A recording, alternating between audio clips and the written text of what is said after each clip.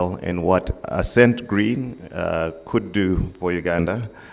And we look forward to an interactive engagement with yourselves, and hopefully, as I said, we can have Ascent Green as an additional arsenal for financing this important means of providing access to the people of Uganda. I thank you.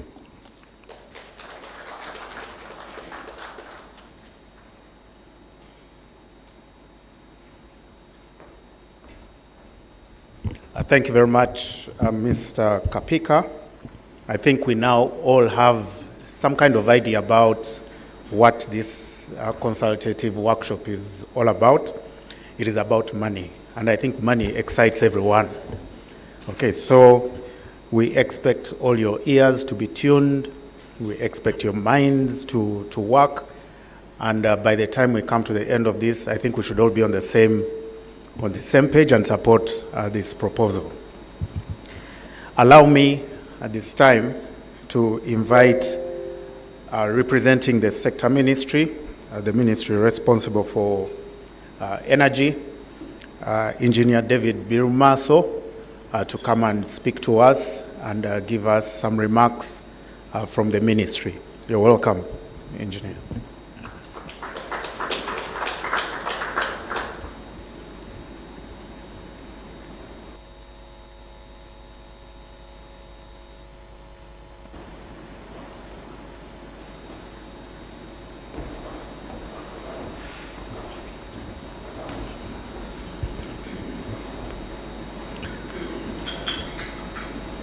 The task team leader from the World Bank,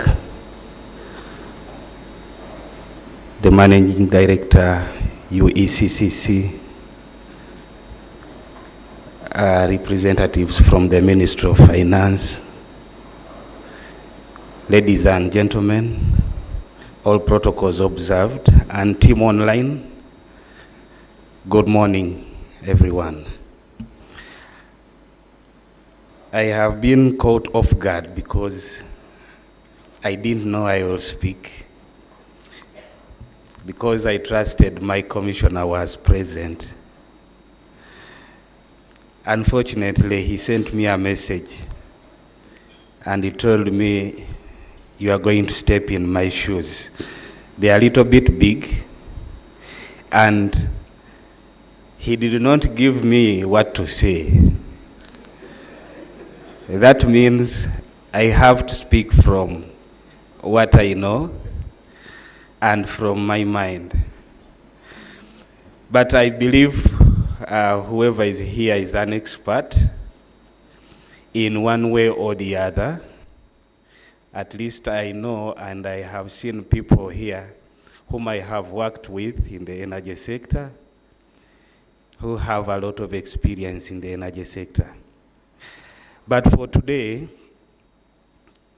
we are here to talk about Green Climate Fund, Green Climate Financing.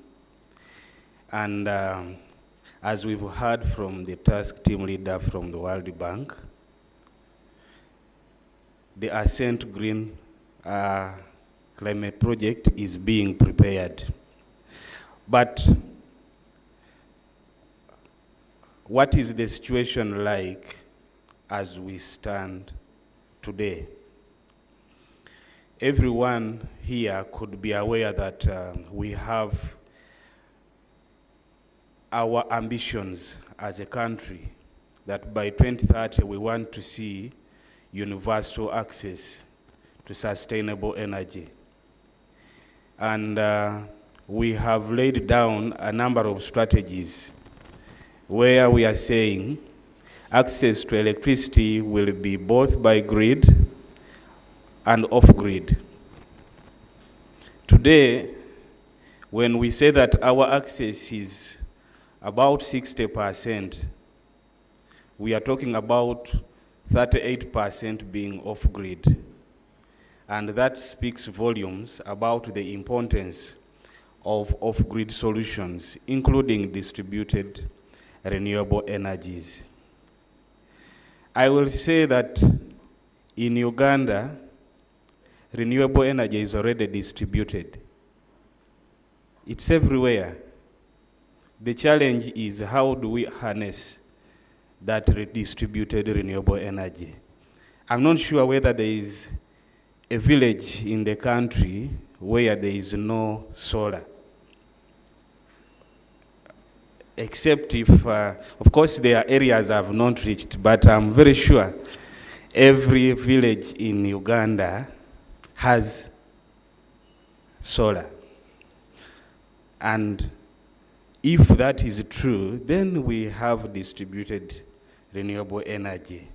Our challenge is how do we harness it and make it accessible to everyone, wherever it is. And that is the goal of this project, I suppose, to support access to the renewable energy technologies for purposes of making sure that everyone has access to sustainable energy. And of course, the ministry will always support initiatives which are aiming at helping us to achieve our goal of ensuring everyone in the country has access to sustainable energy. We all know that renewable energy is the future. All global discussions are about renewable energy. Even currently under the Electricity Access Scale-up project, there are efforts which are aimed at strengthening our capacity to ensure that the development of renewable energy is up to the level that ensures sustainability and growth. And I want to commend the World Bank for supporting private sector. And I've seen private sector players here who are here to again scout for more financing because they are already benefiting from the existing financing. So today's discussion, I hope we will reach a consensus to support the Ascent Green program, which is going to help us get billions of money.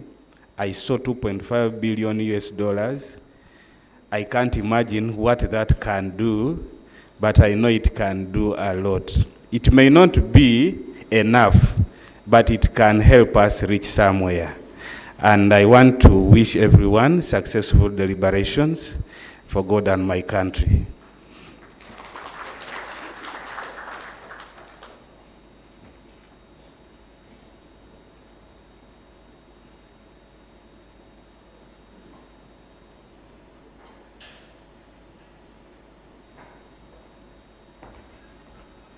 Thank you very much, Engineer Birumaso, for giving us a bit more insight on how the energy, the contribution to electricity in Uganda, grid versus off-grid. We have got some remarks that we expect to get from GCF, and if the representative of the GCF who's online, if you may, the floor is yours. Is that correct English? If somebody is online, is it okay to say the floor is yours? The line is yours. Yeah.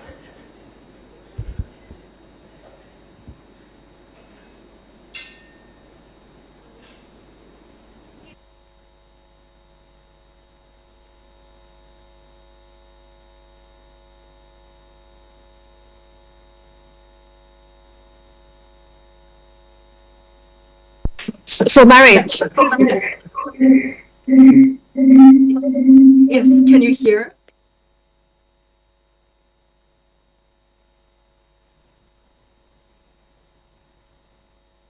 I think I can continue, right? So I'm Mary Tajima from Green Climate Fund, project management team for the Ascent Green program,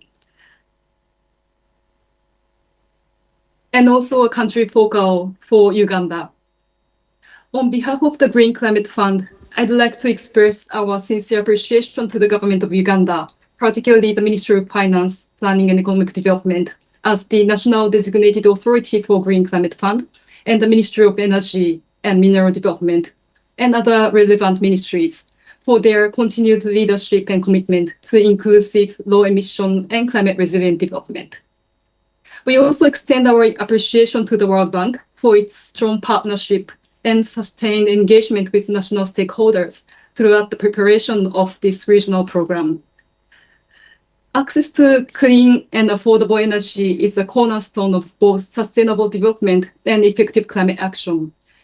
Uganda's ambition to scale up universal energy access by 2030, including through decentralized renewable energy solutions, closely aligns with GCF mandate. We see the Ascent Green program as a key opportunity to enhance energy access and clean cooking in challenging markets, strengthen the enabling environment, and unlock private capital to deliver transformative impact at scale. So today's workshop provides a timely opportunity to ensure that country ownership is central, rooted in Uganda's national climate policies and energy priorities. It also serves as a platform to jointly review the implementing arrangements in the country, clarify partner roles, and align on the ambition but realistic timeline for delivery. We particularly look forward to your views on how the program can complement ongoing national and development partners' effort, address key barriers to investment in clean energy access, and ensure inclusive outcomes, especially for women, youth, and vulnerable communities. GCF remains fully committed to working with Uganda and all partners to support a just and sustainable energy transition. And we look forward to a fruitful and collaborative exchange today. Thank you very much.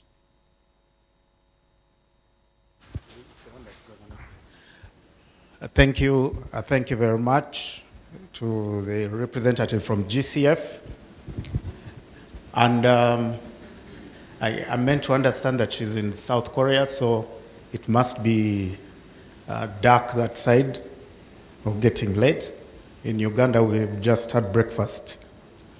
So we are going to hear from an implementing agency of the Electricity Access Scale-Up Project, and that happens to be where I work. I am the project manager of Electricity Access Scale-Up Project, the financial intermediation component. But even as I'll call him on stage once we have got the presentation on the screen, but I think they're very exciting stories that he's going to tell us about the experience of implementing the Electricity Access Scale-Up Project. I would like to recognize a number of our partners here, the energy service companies. We have got a lot of them present here. I see Bukona, I see StarTimes, I see Sun King, I see Vivo. I want to thank you for coming and honoring the invitation by the World Bank, Ministry of Energy, Mineral Development, Ministry of Finance, and UCCC that are co-organizing this.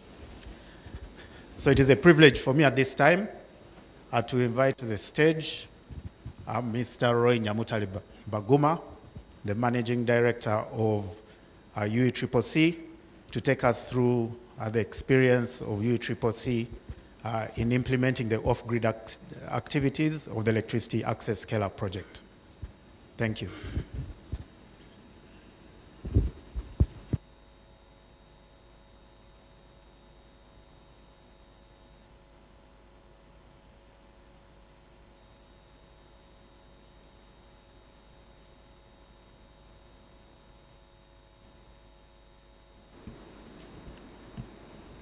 Yes, good morning, everybody. First of all, when Samuel said he invited me to the stage, I expected you to clap, but I never had anybody clapping. Yeah, now I have some energy from you. Otherwise, I was wondering. First of all, we welcome you to this national consultative workshop. And as our MC for today mentioned, this is about money. And we want you to be very alert about what we are going to share here today, especially when the World Bank is speaking, you should be very attentive. For us, we are going to tell you what we have done so far under the Electricity Access Scale-Up project.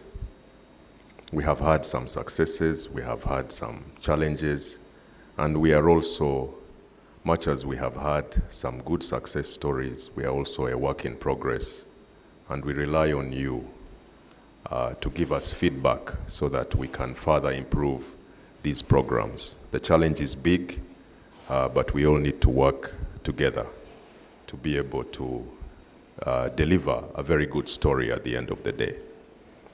So my first slide is on basic country data. I think that's the outline. The outline is basically there. We've shared it, but in the interest of time, we can go to my first slide. And the first slide is just sharing our basic country data. Uganda is a landlocked country, I'm sure you all know that, and we have borders with the DRC, Kenya, Rwanda, and South Sudan, and Tanzania. We have a population of 45.9 million people. 73.2% of that 45.9 live in rural areas, and we have 2.9% average annual growth rate.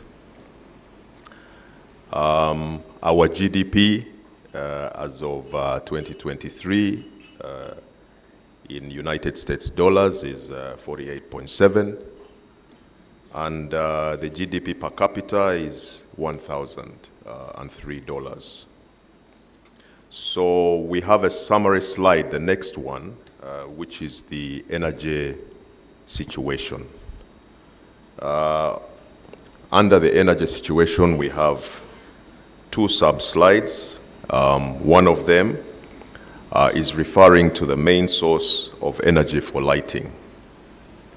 And some footnotes down there is that in under the 2024 census, we had an access rate of 60%. 60% meaning that 27.54 million people out of the 45.9 have access to electricity. And this means that we still have about 18.36 million people that still need support to access electricity and achieve universal access.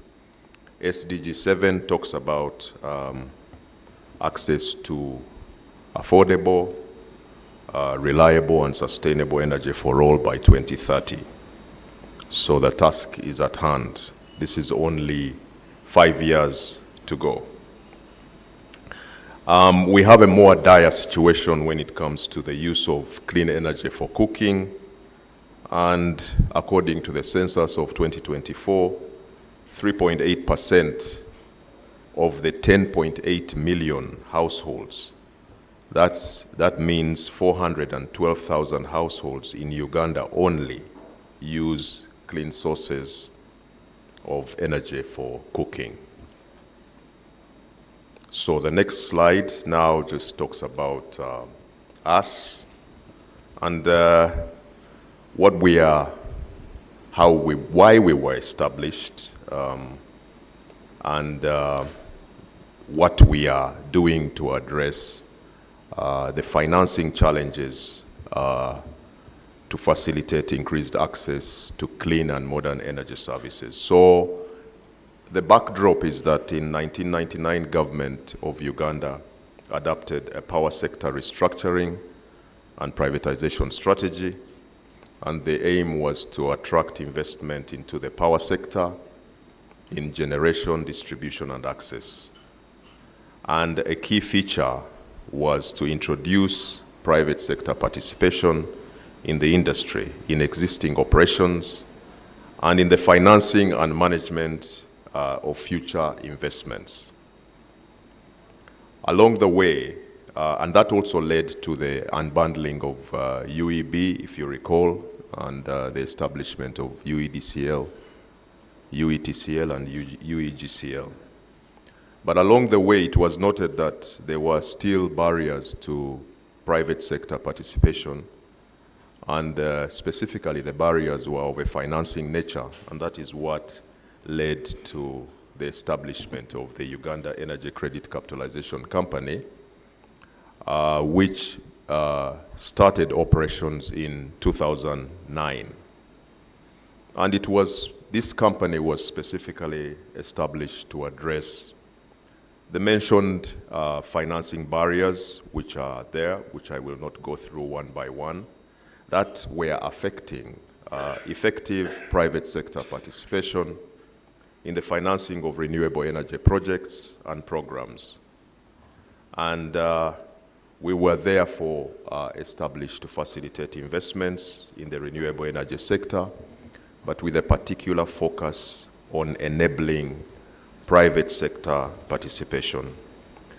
We are in place to make use of limited public resources to leverage private sector capital to further the goals of access to clean and modern energy services for Ugandans. And this mandate therefore put us in good state to implement the financial intermediation component, next slide, of the electricity access scale-up project. This financial intermediation component has a ticket size of $110 million, and we employ a number of financing instruments. The first one is a line of credit facility under the credit support facility, where we provide lines of credit to support demand-side financing and supply-side financing. We also have partial credit guarantees and technology risk guarantees, which are in place to de-risk financing for increased access to clean and modern energy services. And we also have a results-based financing facility, which most of you are interested in and are also participating in, where we address affordability associated with the upfront cost of acquiring off-grid solar, clean cooking solutions, and productive uses of energy. And we also have a technical assistance program which is in place to support and address barriers that are faced by our key partners, the financial institutions, and the energy service companies. And we are a wholesale and credit support organization that supports intermediation through financial institutions and energy service companies. Our implementation status under this key program of the price subsidy program with the results-based financing is that we put out an expression of interest, and 157 energy service companies expressed interest. It was a very good response, and you can clap for yourselves, the ESCOs in this room. We had to take these ESCOs through a technical review committee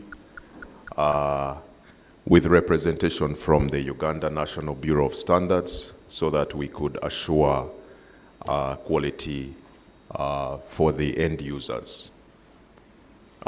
We have since signed 92 contingent grant allocation agreements across the 3 schemes within the program, 3 schemes of grid solar, clean cooking solutions, and productive uses of energy. We are pleased to mention that we received support from the World Bank to partner with A2EI, an IT company from Germany, to develop a digital platform referred to as Prospect. And this platform has the capacity to capture real-time energy service company sales, checks submitted, sales against eligibility criteria, and facilitates efficient verification of claims. It also facilitates monitoring of energy service company performance and reporting of results. I have a next slide there, which I will go through very quickly. It's a sample of the dashboards that we have on this digital platform. We have one dashboard which facilitates analytics and troubleshooting. And then we have another one which gives a claims overview. So we are able to view all your claims, and you are also able to view the status of your claims using this dashboard. And then we have another one which does the eligibility checks. And we have another one which generates a quarterly report for us. And we are also able to tell on a daily basis or even on an hourly basis what is happening under each of the energy service companies as they input their sales on the system. So this ability to be able to access information on a real-time basis, therefore, facilitates improved efficiencies. It is not yet very perfect, but what you need to know is that we are perfecting it along the way. More recently, we integrated this platform with National Identification Registration Authority, and so the desk verification is much more efficient. We also use the opportunity to look at the background data since we started the program. It has caused a little bit of some delays, but just know that this program is still going on, and once we improve this system, then it is all aimed at ensuring that we do not breach the 45 working days that we have agreed with you as the maximum period within which we can be able to make your payments. And 45 working days is a very good milestone in comparison to other RBF programs. And with these further improvements, even integrating with mobile money, we are even going to make it shorter and shorter. So we are continuously making sure that we improve our systems by making good use of this digital platform to facilitate quicker verification. So once the desk verification has been done very quickly, then we just move to the phone verification with a smaller sample, and then the field. It is only for the PUEs where we have to do 100% verification. Clearly, the numbers are much larger, and this is what it is for now, but we will also, based on the experience, we will also review that. So the next slide shares the performance as of July 17th, 2025. You have that upper left. We have the grant utilization. For the three schemes, Clean Cooking Solutions, we have 29 companies are participating, and we have allocated 5.6 million US dollars for clean cooking, and the sales done out of that 5.6 are represented by 59%. So those are the sales that have been done out there. We have done mostly LPG, but more recently we have obtained clearances for some improved biomass cook stoves, which are more affordable, and we are going to scale up and ramp up access. We have also supported ethanol cook stoves, and Bokona is here in the house. And we want to continue to scale up access to those cleaner sources of energy. We've also supported electric pressure cookers, but we need improved supply arrangements because sometimes the market runs out of electric pressure cookers. And so we are inviting more participation on that front from the ESCOs. There is a lot of demand in the peri-urban and urban areas for electric pressure cookers. We have the money available. Let us not have this market failure going forward. For off-grid solar, we have 35 participating energy service companies, and we have allocated a grant of $26.5 million. And the level of utilization is 92%. And right now, we are working on some additional money. We have a good problem to deal with. This program has done so well, and we are currently sourcing for additional funding so that we can continue to scale up. Then we have the PUEs, where we have 28 companies, and the grant allocation is 5.3, and utilization is 20%. Here, these are the more expensive technologies: water pumping, irrigation, refrigeration and cooling, water heating, and maize milling. These are a bit more expensive. Even with the discount at 60%, there is still a challenge for individuals or small informal businesses to be able to garner the 40%. And so we are inviting more players into this space, especially those that can also be able to support pay-as-you-go arrangements, so that beyond the discount, you can be able to facilitate this access to productive uses of energy. This is very important because it assures the sustainability of what we are doing under the off-grid solar, and sustainability of what we are doing under clean cooking.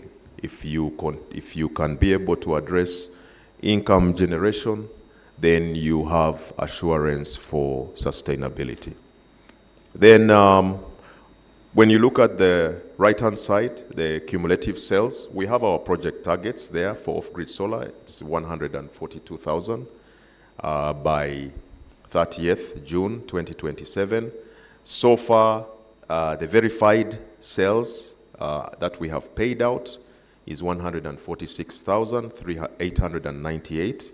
So we have already achieved the target. But in the system, those that are, if you add everything, verified and unverified, we are at 314,415.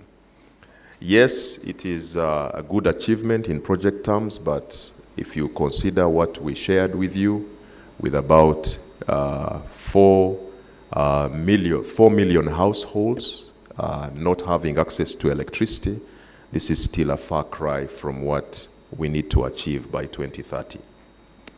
Under clean cooking, our target is 353,000. The verified is 60,961, and the total sales in the system, which the system is 103,810.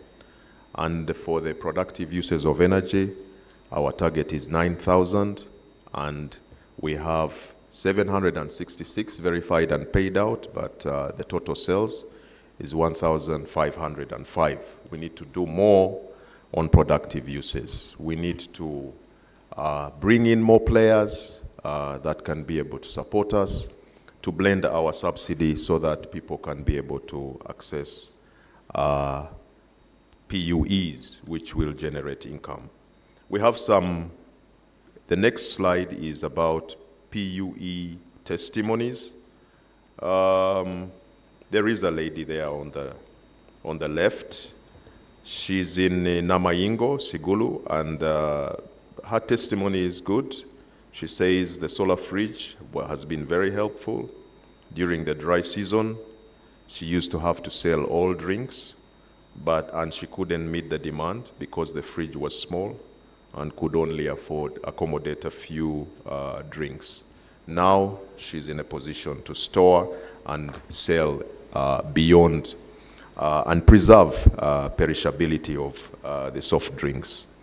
This other one on this side has benefited from sun culture, which supports irrigation, and they irrigate their passion fruits.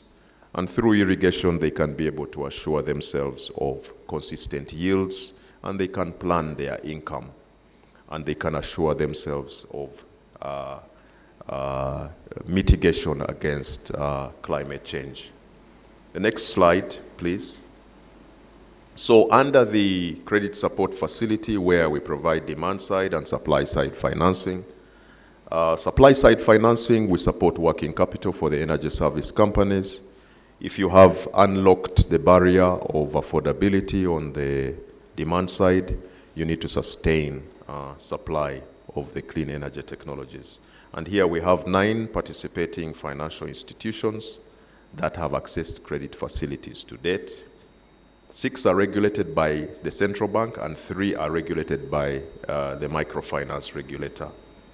The total line of credit approvals to date amount to $22.2 million, and we have also supported partial credit guarantees amounting to $3.1 million. We have also been able to use this money to pull in some own bank financing, so far at the level of $3 million. And this is very good, because the whole idea is to make good use of these public resources to bring on board the financial sector so that they can also be able to match our financing or even multiply it further. And that is what ensures and anchors sustainability. So under these 9 PFIs, we have already facilitated 4,714 for off-grid solar. And under the CSF, when we talk about these, we are not talking about the ones that are supported under RBF. We're talking about much bigger systems. Most of you in this room, those are the ones I'm sure you would want to purchase. The bigger ones, for the bigger ones, we have concessional loans available. For the entry ones, we have the RBF program. And then we also have clean cooking solutions. This is also available for private sector institutions, private hospitals, private clinics, private schools, health centers, and those can be able to access financing for clean cooking solutions, for solar electrification, and also for productive uses. We have a total of 5,328 supported there, and the average ticket size of an appliance is around $2,000. So we're talking about larger systems of about 6 million, between 4 and 6 million shillings. Next slide. We have some comments and observations. And I see, Yabe, you're looking at your watch. I'm going to move much faster. Maybe you're checking the time, eh? Okay. So the performance of the off-grid activities under the Scale-Up project and reported results over the last 8 months has created an opportunity for the government of Uganda to leverage private sector capital to scale up the provision of clean and modern energy services. The partnership with Access to Energy Institute, A2EI, in customizing the Prospect digital platform to automate the RBF program has facilitated real-time data capture by ESCOs, and has made the verification process more efficient and transparent to participating energy service companies. The companies can also use the platform to monitor the different stages of the verification process. The market-based approach being used by the energy service companies selling solar home systems, clean cooking solutions, and PUEs has enabled the scaling up of access for rural households. These companies have, some of them have as many as 4,500 agents spread all over the country. And this has been facilitated through the supplier incentive, to which we make a contribution for each unit sold. So this infrastructure is a backbone that we want to use to scale up future connections for off-grid solar and future access to clean cooking solutions all over the country. Our forest cover is below 9%, and our population is growing. So the writing is on the wall. So most off-grid solar connections, over 90%, are using the pay-go business model to blend with the end-user subsidies.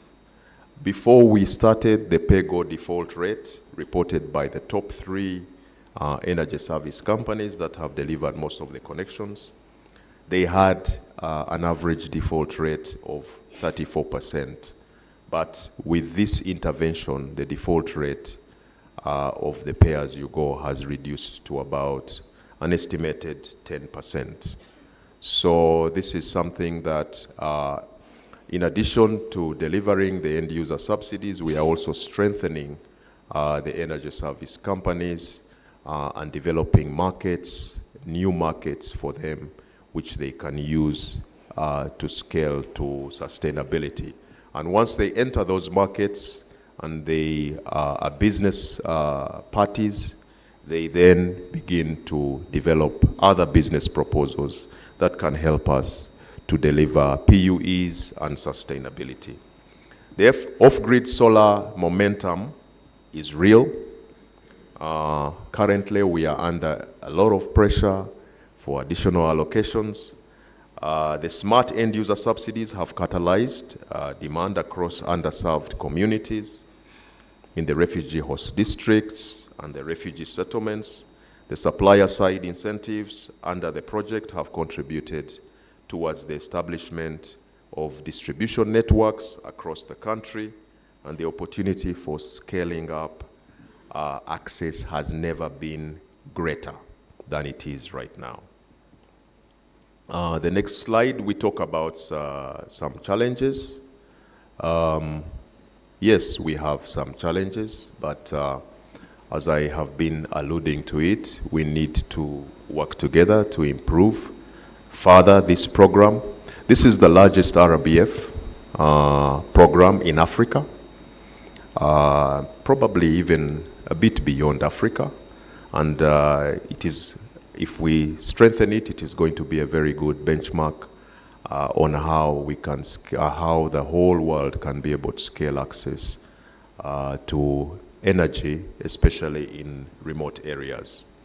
And so due to the enhanced beneficiary identification processes through the integration of Prospect, and here I am speaking to the energy service companies and also the World Bank, we have lately experienced some delays in the processing of payments because we had to go back and use the integration to check all the background data. And then you have some situations where a 0 is typed in as an O, or an I is typed in as an L, and that would cause then some rejection. But we have been able to really clean up this data using this integration, and we have very solid data on our end users, and they can be identified using their national IDs and also the location where they purchased these systems from. And so that, coupled with our future plans to integrate this to mobile money as well, is going to address the issues about RBF facilities, which is to ensure that we move with speed and we don't hold companies' money unjustifiably. Then the other challenge that we have had is that we don't seem to have very good testing laboratories for our clean cooking solutions. And we need to work. We have discussed this with the World Bank. We need to build capacity so that we can be able to provide accurate results for improved biomass stoves manufactured in the region. There is a long-standing industry that has been here, and we need to quickly identify where their challenges are, coach them, so that they can be able to participate in supporting the increased access to clean cooking with much reduced carbon emissions. There is limited knowledge and awareness of productive uses of energy by potential beneficiaries. Here we need to be able to communicate more to the eligible parties. The communication has been there, but there is also another challenge of financing, and we make another clarion call for you energy service companies to begin to look at the opportunities to engage under productive uses of energy if you can, and if you can also find other partners. It is something that we really want to do going forward because it supports sustainability. We also have a gap for after-sales service for the PUEs. There is inadequate technical capacity to respond to the client's needs, such as repair, operation, and maintenance of these PUEs. And we are looking to the energy service companies to build better capacities so that we don't have bad experiences or that can soil our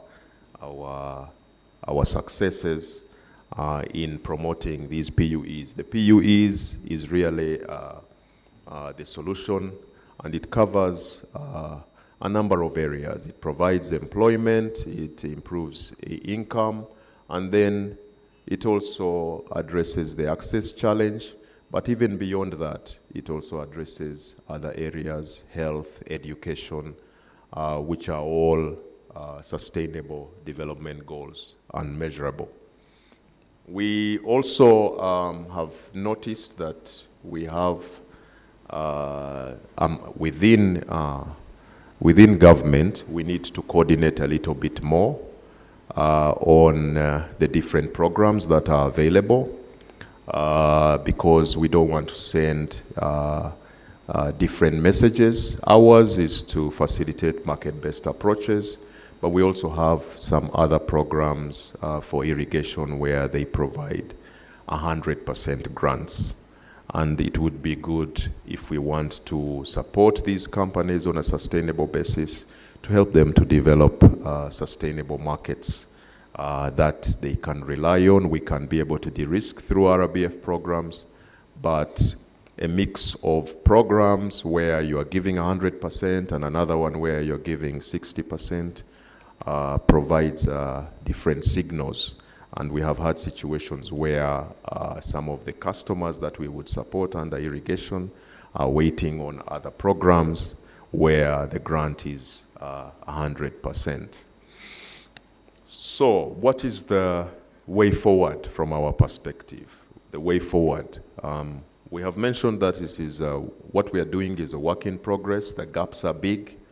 Clean cooking gaps are big. Off-grid solar gaps are big. 4 million households is not a mean feat. We have only done about 315,000. And for PUEs, yes, our unemployment is a real issue that we need to deal with, especially in the rural areas. Not only in the rural areas, even in the peri-urban and urban areas. And so the way forward is we're saying that price subsidies are essential for accelerating the transition to clean energy and making sustainable solutions more accessible. Smartly designed subsidies help to address affordability constraints associated with the upfront costs of renewable energy technologies. Once a household accesses electricity, the next challenge to be addressed is sustainability. Future programs should ensure that the scale-up of productive uses of energy is in place, so that moving up the ladder and transitioning to higher tier technologies for beneficiaries continues to remain assured.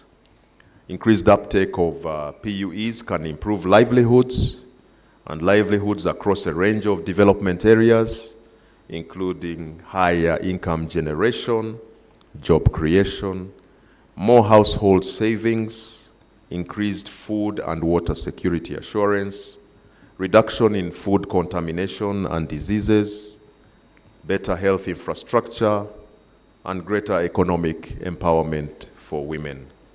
The rollout of PUEs in off-grid spaces will improve energy independence, allowing households and small businesses to generate their own electricity, reduce reliance on traditional energy sources, and make communities less vulnerable to climate change risks. Next one.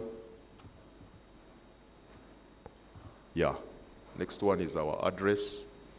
You can find us there. We also have our website, our telephone number. All of you know my telephone number in case the system is not working. I thank you very much for listening to me. Thank you.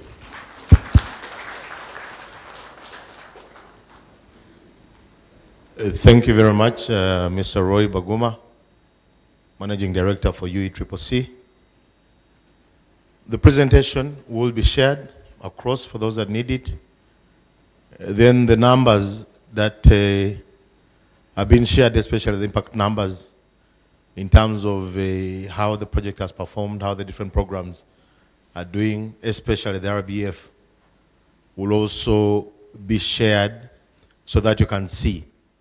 We'll publish his numbers on our website. We'll share the summary of his numbers on our socials so that you can see how the program is doing.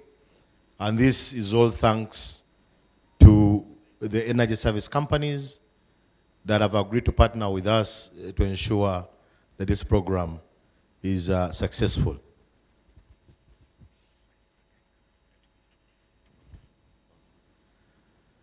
So again, a very, very big thank you to the energy service companies, all the partners that we're working with on the project, for the support you've given so far. And we know as we go along, it can only get better. Let's also focus on the presentation from the bank for us to be able to appreciate what comes within the project and how we will benefit as a country, as individuals, as energy service companies that are working within the sector. Back to you, sir. Thank you very much, JB. JB is our marketing specialist under the Electricity Access Scale-Up project, and the co-MC. I will introduce him just before lunch, because I know when it's time to eat, he has a way of exciting the people to eat. So allow me at this time to revert to our first item on the program. We had to skip the remarks by the National Designated Authority, which is the Ministry of Finance, Planning and Economic Development. We now have Dr. Dennis Mugaga, who's the head of the Climate Finance Unit at the Ministry of Finance, Planning and Economic Development. And I want to invite him to come and make some remarks. And thereafter, we shall invite the Senior Energy Specialist from the World Bank to take us through the presentation. Dr. Dennis, you're welcome. We usually clap.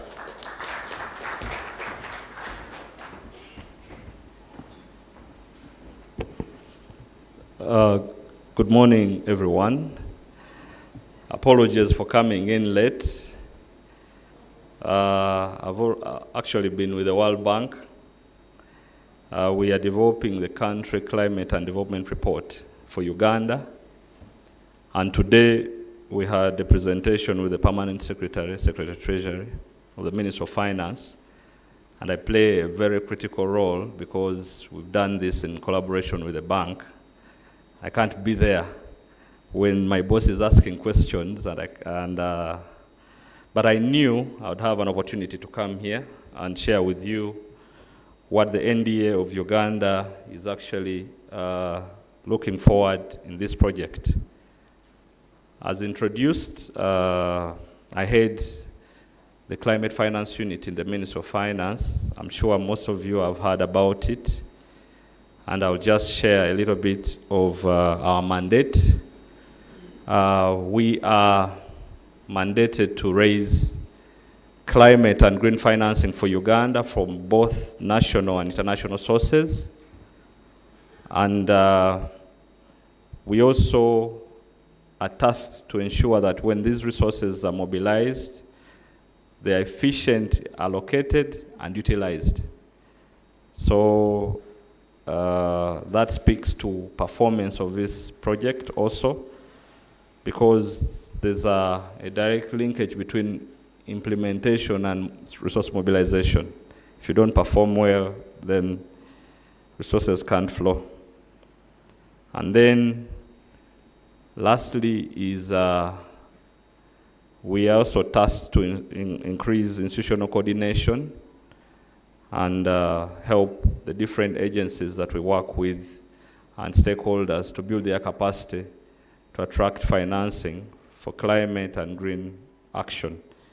So those are the three mandates that we have. Back to the remarks, I'm going to ride on the protocol because I've come late. I don't know who is here and who's not here. So I'd like to bring warm greetings from the Ministry of Finance, Planning and Economic Development, which is the national designated authority for Uganda. So we are in charge of the Green Climate Fund in Uganda. And we basically issue no objection letters for all the projects that are fronted to the GCA for financing. So in terms of our processes as the NDA, this meeting actually marks an important milestone in the development of options in collaboration with a number of partners. The head of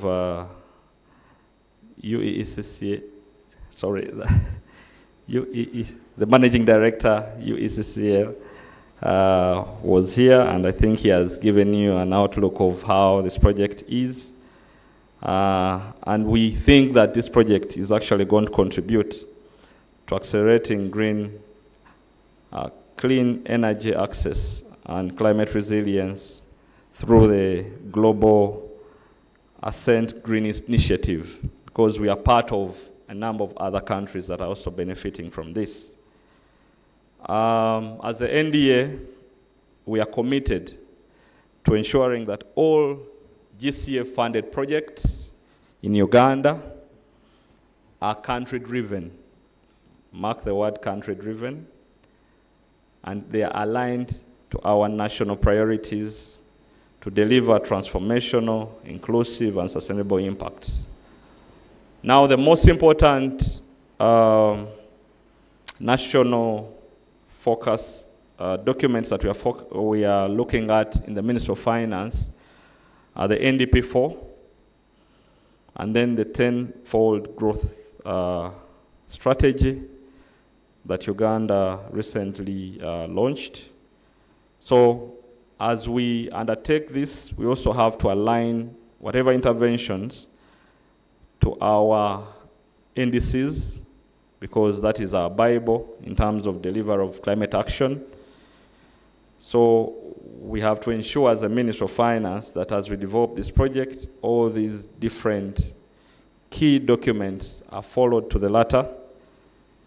We also strive so much to facilitate coordination and policy guidance and oversight for all GCF processes in Uganda. And on the onset, because we issued this letter of no objection, we know that this project, at least for now, as we develop it further, is meeting most of these. And that is very good. And I'm sure the colleagues from the Ministry of Energy have also highlighted the importance of it being in line with our energy transition plan. We have had issues to do with charcoal in Uganda, and the president has come out strongly on reducing loss of our forest cover due to charcoal. But we can't do this if we don't have alternatives to the masses. So we have to find affordable means, and we know that this initiative is one of those that are going to help us provide affordable options of energy to our wananchi, like the president says. So Uganda prioritizes universal access to clean energy and climate-smart development, especially in the rural and underserved areas. I know if you look at our setup, and the MD talked about this, 4 million households in Greater Kampala. The impact, if let's say we moved from to clean energy, is going to be very much in terms of even meeting our set targets in the NDC in terms of reduction of greenhouse gas emissions by Uganda. The figure is, for now, before we go to NDC 3.0, is 24.7%. So this can be one of the drivers to reduce our emissions. What are the expectations in this phase as a Minister of Finance? One, we haven't had a chance to have this project presented to our NDC steering committee. So we expect that this will be presented. We have one coming up, so we'll get in touch with the bank and the colleagues from the Ministry of Energy to have this presented, because it's very important. We missed that bit because of the time issues, but we have to put that right. Then I'm happy that one of the things we also emphasize in this phase is extensive stakeholder consultations. And I think this is a starting point for that. Then we expect that whatever decisions we make have to be responsive to the local market conditions, because even when you have products, how the market perceives these products in Kenya is not how Uganda these products are being perceived. So we have to domesticate the response in line with our local market. Let's not bring things that are working elsewhere and think that they are going to work here. And the good thing, we have experts already. They have tried these different products. They have tried these different models. So let's rely on what is working and maybe have a little bit of innovation, yeah, to that. Then the other thing that we have seen that is really very important for the NDA is inclusion of gender equality, youth, and social safeguards, but coupled with monitoring and evaluation. But I want to emphasize one: social safeguards. We have a bad experience when it comes to social safeguards with the GCF. Currently, our portfolio of over $350 million is at risk because the existing GCF project that is targeting wetlands has issues to do with social safeguards. So we call upon whoever is designing and is going to be part of this project to critically unpack what social safeguards means for this project. We need to have a clear risk matrix, and it shouldn't be for just clearing the project. It should be practical. Because social safeguards now in the international arena is a deal breaker. You can imagine the whole of UNDP, sorry for talking about an agency here, their portfolio in the whole world is affected by what is happening in Uganda, someone dying in a valley tank, deliberately or not. So we have to put in place mechanisms. It's not even putting in place, you have to be seen to put them in place. So documenting every level of consultation when it comes to social safeguards has to be top-notch. So the colleagues from the bank, the good thing is you are the gurus of social safeguards. We expect better, but the GCF, I think, is getting above you. So for you, sometimes we have these safeguards and we have ways of talking to you. The GCF doesn't. Even MD, having a redress mechanism in your organization is very key. Having clear ways of complaints being remitted to you during this implementation, very key. Let's not overlook anything to do with social safeguards. Then we have had a talk. Globally, if you look at the financing architecture, at least for those who have been part of the Conference of Parties, the discussions and negotiations, we see that there's a shift from public financing to private financing. I'm not saying this project is one of them, but this came before. Now, we have to use this opportunity to have better ways of engaging private sector. We have to open up models of financing. I know you already have some that are working. Can we be more innovative? Can we look at other ways of financing? I know in your mandate you might not have equity, but can we be innovative to also have equity as part of the things that we're going to? I don't want to dictate, but let's be very innovative, because that is the only way we can unlock more private sector financing. This project can have co-financing from a number of other partners if it's working and we are innovative. So, MD, this is a message for you. If you want us to get more financing, if the bank wants to leverage, usually the bank, as we implement, you see someone else coming in, let me give you some money. But we can only do that if we showcase and we are more innovative. We have had, as a Minister of Finance, we held recently a private sector engagement forum, and we invited a number of partners. And one of the things we did was we developed a catalog. And this catalog, we get every day, I'm sure even you get people coming to you, I have this project, I need financing, what can I do? Where can I get this money?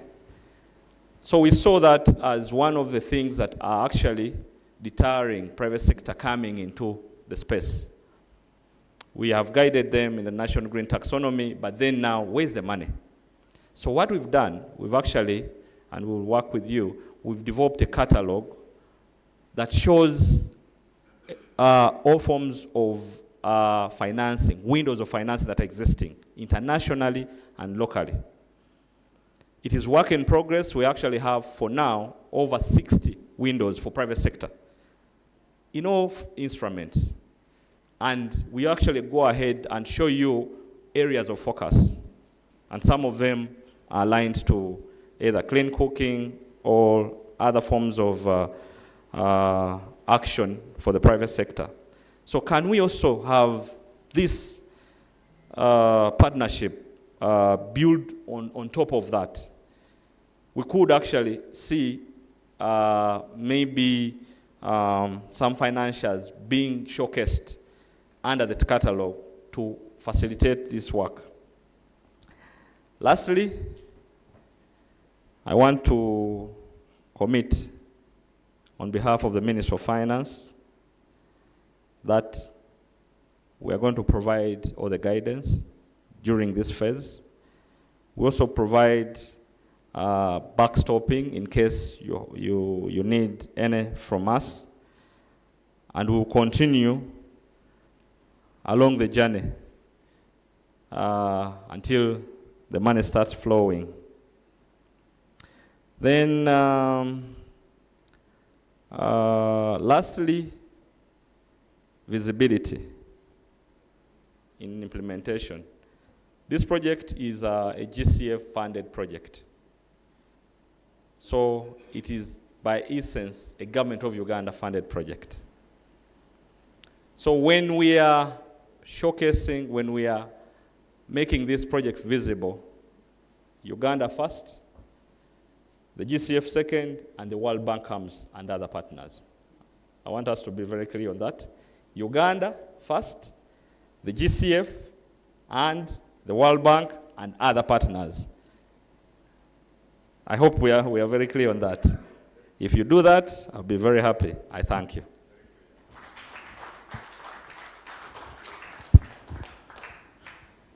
Thank you very much. A big round of applause.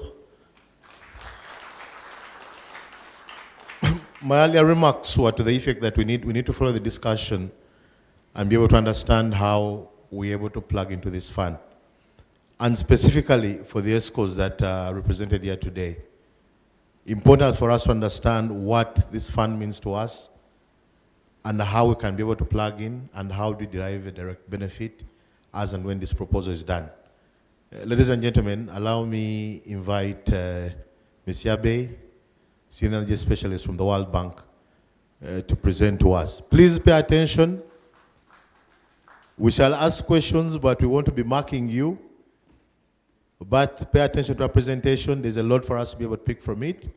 And most of the discussion post her presentation will focus on what she's been able to put out there and how we can be able to enrich that discussion and the proposal. Thank you.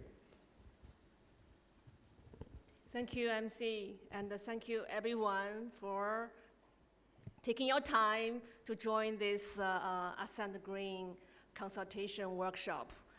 Thank you very much for NDA from the Minister of Finance.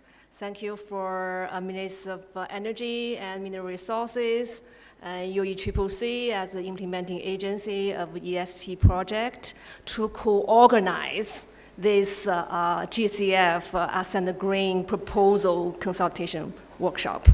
So I very much appreciate Roy gave a detailed presentation on the status and the progress of ESP project. And because it's when you zoom in the Uganda current project, now we are looking at broader regional efforts, including this regional proposal. So you will see a lot of connections, opportunities to collaborate. And also very much appreciate Dennis from Ministry of Finance to highlight the key elements, what you are looking at, because that's very key inputs, feedback for us to incorporate, as we are incorporating already through a few rounds of different level of consultations. I will dive into more shortly. But it is a very collaborative effort, try to bring more resources to the region and to the country. So my name is Yabe Zhang. I'm a senior energy specialist. I'm co-leading the ESP project, particularly on the upgrade, clean cooking, distribute renewable energy activities that are managed by UECCC. So I'm familiar with Uganda over past few years, see the progress and opportunities.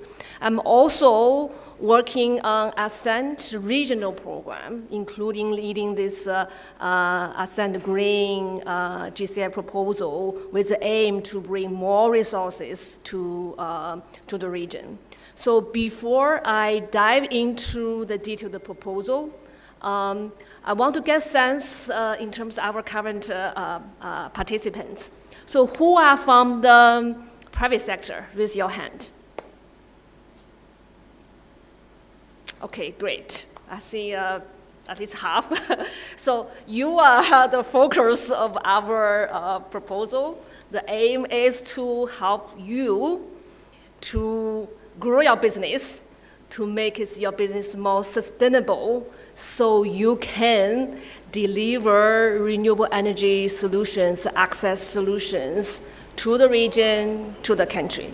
So you're the focus. So we want to make sure that whatever support we're providing is indeed helping you. So who are from the government? Minister of Finance, yes, okay. Different ministries, energy, agriculture, etc. Okay, we see a few, yeah. You are key partners. Basically, we're working with you as from the World Bank side. You are our counterpart. So we work together to make sure that we can help the private sector to success. So who are development partners? The other agency, yeah, World Bank. Okay, I know that there are also other development partners other than World Bank, FDB, the European Commission's, different SNV or the GIZ, etc. So they are all also development partners, and we also want to bring GCF as a part of development partners, so we can all work together to synergize our efforts from different angles, so we can maximize the efficiency and the resource that we use together. So, okay, so now I want to dive into the presentation. So, Ascent Green, Resilient Energy Access for Inclusive Development. Next. So, for today's presentation, I will give you the context, okay? The broader Mission 300 effort and Ascent program. What is Ascent? And then I will give an overview of Ascent Green, why we are developing this regional proposal. And then that was the current preparation and the country engagement status. And then that will dive into the core of the proposal, what are the key elements and the components, and what are the next steps. Next. So, Mission 300, I hope by now everyone in the room heard about Mission 300. It is the major flagship program has initiated by the World Bank Group and the Africa Development Bank, which was announced last year, and with ambition to connect 300 million people to electricity in sub-Saharan Africa by 2030. So January this year, there's a head of states summit, particularly on this Mission 300, which brought most of the African country heads of state to commit this target. So what is 300, Mission 300? It's really about helping the region to connect 300 million people to electricity. Currently, there's a gap of 560 million people in the region. And I think in Uganda, based on the data that's shared by Roy, about 20 million people in Uganda do not have electricity access yet. So regional, this 600 million. 300 million is more than half. And we expect other efforts will also meet that gap. And this already quite ambitious effort, so really require different partners, different stakeholders work together. And among the 300 million target, World Bank got 250 million target. FDB will need to deliver 50 million. And then if we break the region in the Sub-Saharan Africa, so World Bank side, we have Africa East and the South, and then Africa West and the Central. That's how we organized our delivery in terms of sub-regions. And then the Africa East and the South, which Uganda is part of it, and we need to deliver 150 million target by 2030. And then the Ascent program, so I will talk more. The target is 100 million by 2030. So Ascent program is a major delivery vehicle in our region to achieve this target. And the Mission 300, what it's about, is about economies, about people, about the climate. It's fully, the three key words, right? So fully aligned with many development partners' priorities, including GCF. In order to achieve that, so we're talking about money, so financing matters, okay? Financing matters, that's why we will need to talking about where's financing come from, okay? Commitments matters, okay? Commitments from the government side on the policy regulations, commitments from the development partners, and also the private sector, utilities who need to work to deliver those targets. And then the results in the end, the coordination, the how to work together, that's a coordination mechanism also matter to actually deliver that results. Next. So Ascent stands for Accelerating Sustainable and Clean Energy Transformation. It's a multi-phase approach program. We call it Ascent MPA. It is a primary vehicle to deliver Mission 300. It has specific targets. I mentioned 100 million people for electricity access, clean cooking, 20 million people, productive use of electricity for 10 million farmers and SMEs, and then also the public institutions, electrifying 50,000 social public facilities. And the Ascent MPA program was approved in November 2023. So it's a multi-phase program. It was approved by the World Bank with 5 billion IDA financing envelope. And it expects to leverage 10 billion from other development partners, and also private sector contributions. And GCF is one of the development partners we have reached that. So Ascent is organized by 3 pillars. So first pillar is about regional and the national platforms. And by creating enabling environment, and then the policy at the regional level to coordinate different countries, synergies, the different stakeholders' efforts, and it is implemented by COMESA, Ascent Regional Acceleration Platform. And also country projects often have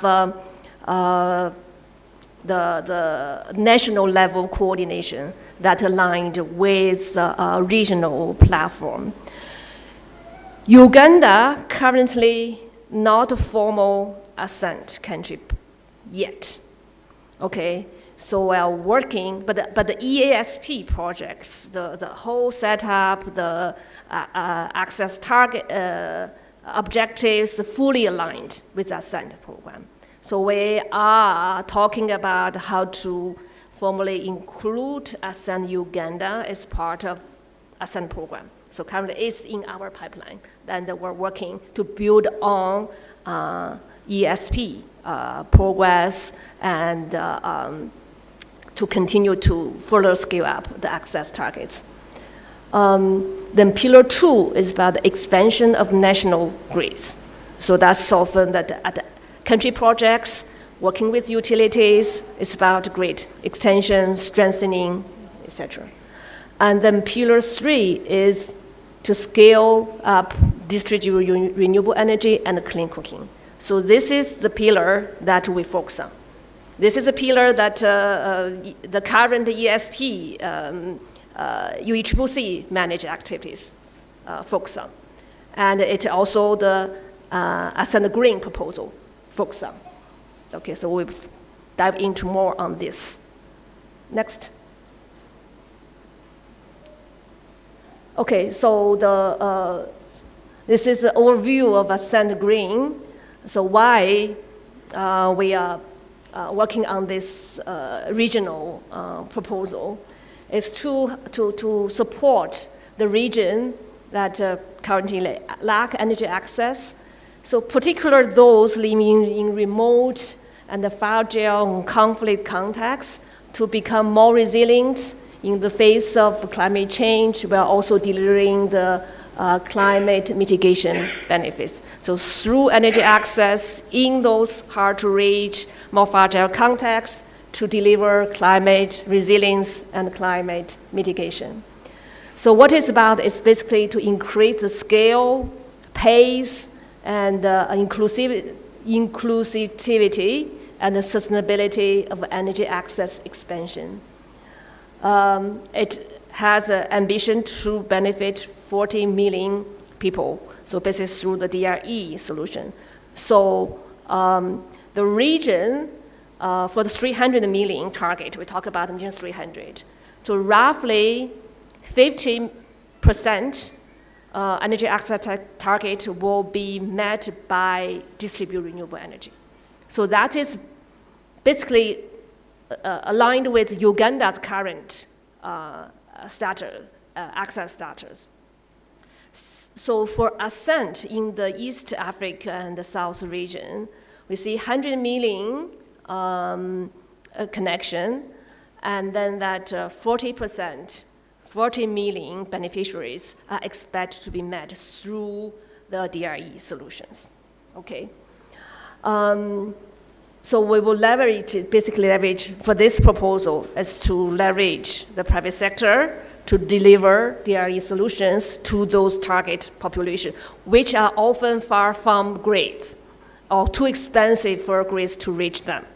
Okay, and that's based on the country and the regional geospatial planning, least cost geospatial planning, that the DRE would be the most cost-effective way to reach those targeted population. So why we use a regional approach, right, is to support the economy of scale, so then you can reduce the cost reductions, and to incentivize the companies to expand from their current market to more nascent market, particularly for the more remote, more fragile context situation, to complement country operations. Because we do recognize often that the companies, they operate more than one country. So there's economy scale, there's cross-border solutions, there's this learning and bring knowledge, transfer technology opportunities by work through the regional approach.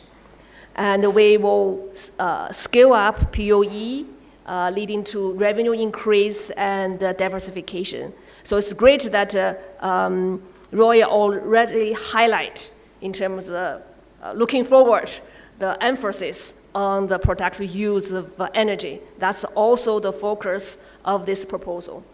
Because it's energy access, it's more than just a connection. It's really about bring jobs, bring opportunities, increase income. That's then users can have higher affordability, and then they can upgrade their PUE appliance more, and then that help the business to be more on sustainable path. And through this program, right, we want to attract commercial investors into including local financial institutions by mitigating the risks. So in summary, it's basically to mobilize concessional financing to jumpstart and accelerate the current barriers on affordability, on the policy, on the financing, by overcome those barriers to really accelerate it to achieve the Mission 300. Next. So this gives you the over linkages, what is about different efforts interlinked. We talk about the Mission 300. Ascent is a key delivery vehicle in our region, and then that we have for Ascent we have country projects and also have regional projects, and then the key access will be met.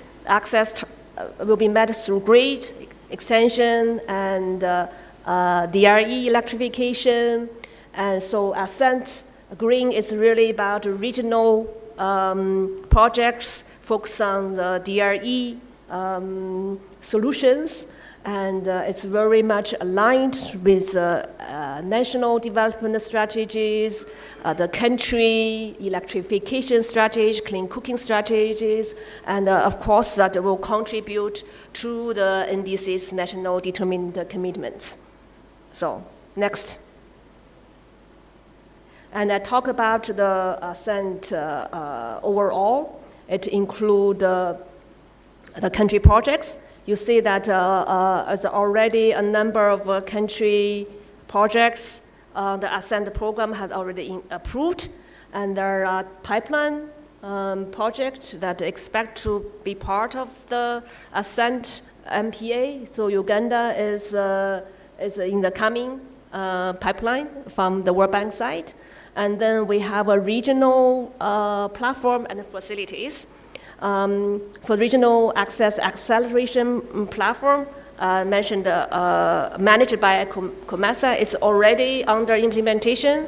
It has a 50 million grant from World Bank, and organizing Ascent Week. So last year that the Uganda delegation attended, and this year again there's Ascent Week during September 22nd that week, and Uganda has been invited to share your experience, also learn from other countries and learn the different opportunities offered by the COMESA platform. And then there's our regional financing facilities. So one facility already under implementation is by the TDB, Trade and Development Bank, that include debt financing, regional RBF, equity financing for DRE and the clean cooking companies. So it will be part of the Ascent Green proposal. And there are also regional facilities under development that including risk mitigation facility, and scaling up equity financing, carbon market mitigation facility that is under preparation and also key part of this proposal. Next. So where we are now on the proposal preparation. So we launched the consultation with NDAs with two-pager back in November 2024. That's where we share information with NDAs. Dennis was the focal point from Uganda NDA side. And we submitted the review of the concept note to the GCF Secretariat in December. And then we have follow-up bilateral meetings with NDAs and other stakeholders. And then during the January and June, and then that we revised the concept, and then the concept note was approved by GCF Secretariat end of May. So we have received the no objection letters from 18 countries. I think now it's 19 countries. So in our region, in total, we have 24 countries. So you see the momentum that already 19 countries have decided to join this regional program.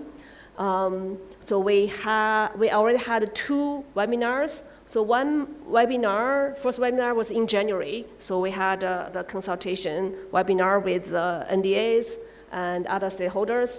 And then we had a second webinar in June with NDAs and stakeholders.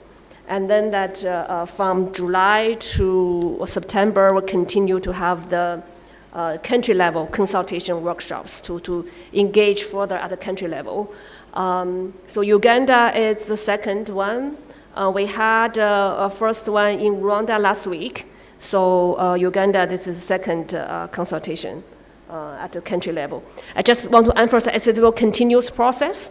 So we'll have different checking points to get feedback during the detailed design, but also during the implementation. I think the coordination at the country level will be quite important to ensure the information flowing both ways. So we will have a dedicated discussion on the coordination. So next. So that's okay, now we'll get to the key parts of the funding proposal. What are the money, how it's going to flow, and how going to benefit to the private sector. So we'll talk about the key components, the implementation arrangements, and the approach to ensure benefits to be achieved for all participating countries. So you see that the regional program, we already have 18, 19 countries, and how ensure that the regional funding will flow, will benefit all participating countries. And then we also emphasize the strategy to scale up the POE to secure the triple win, we call triple win, like climate resilience, energy access, and the economic development and the jobs. Okay, next. So Ascent Green have 3 components, okay? The first component is the regional energy access financing called REEF. It's implemented by TDB. And this project already approved with 275 million from IDA. And then we recently mobilized another 55 million for equity financing. And there are also a small component from SMAP grant, 12 million RBF component. What we're proposing to GCF is to expand this REEF by adding another 195 million from the GCF, that including 30 million for debt financing for DRE, particularly for the SMEs.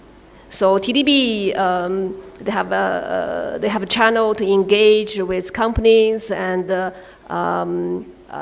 PFIs, participating in financial institutions. And then they also have TDF, Trade and Development Fund, to support the small companies.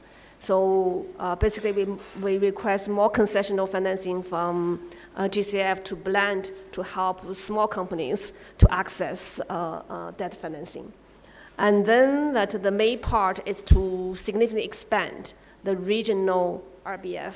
So we request 130 million for the regional RBF that will have soft year allocation by countries or country groups. but also try to give some flexibility. And then the third activity under this component is technical assistance, innovation, and project management, that including digital MRV system, the technical support for the key stakeholders. And then the fourth subcomponent is about equity financing. So from the World Bank Group side, especially led by IFC, the International Finance Corporation, is in the process to set up a permanent capital vehicle called Zafiri. Zafiri is to provide equity financing to the DRE companies, because recognizing in the market, particularly in the region, there's very scarce patient equity financing to the companies. So that's the main challenge, and very few countries can set up such a dedicated equity fund. So this is the effort that in response to market request.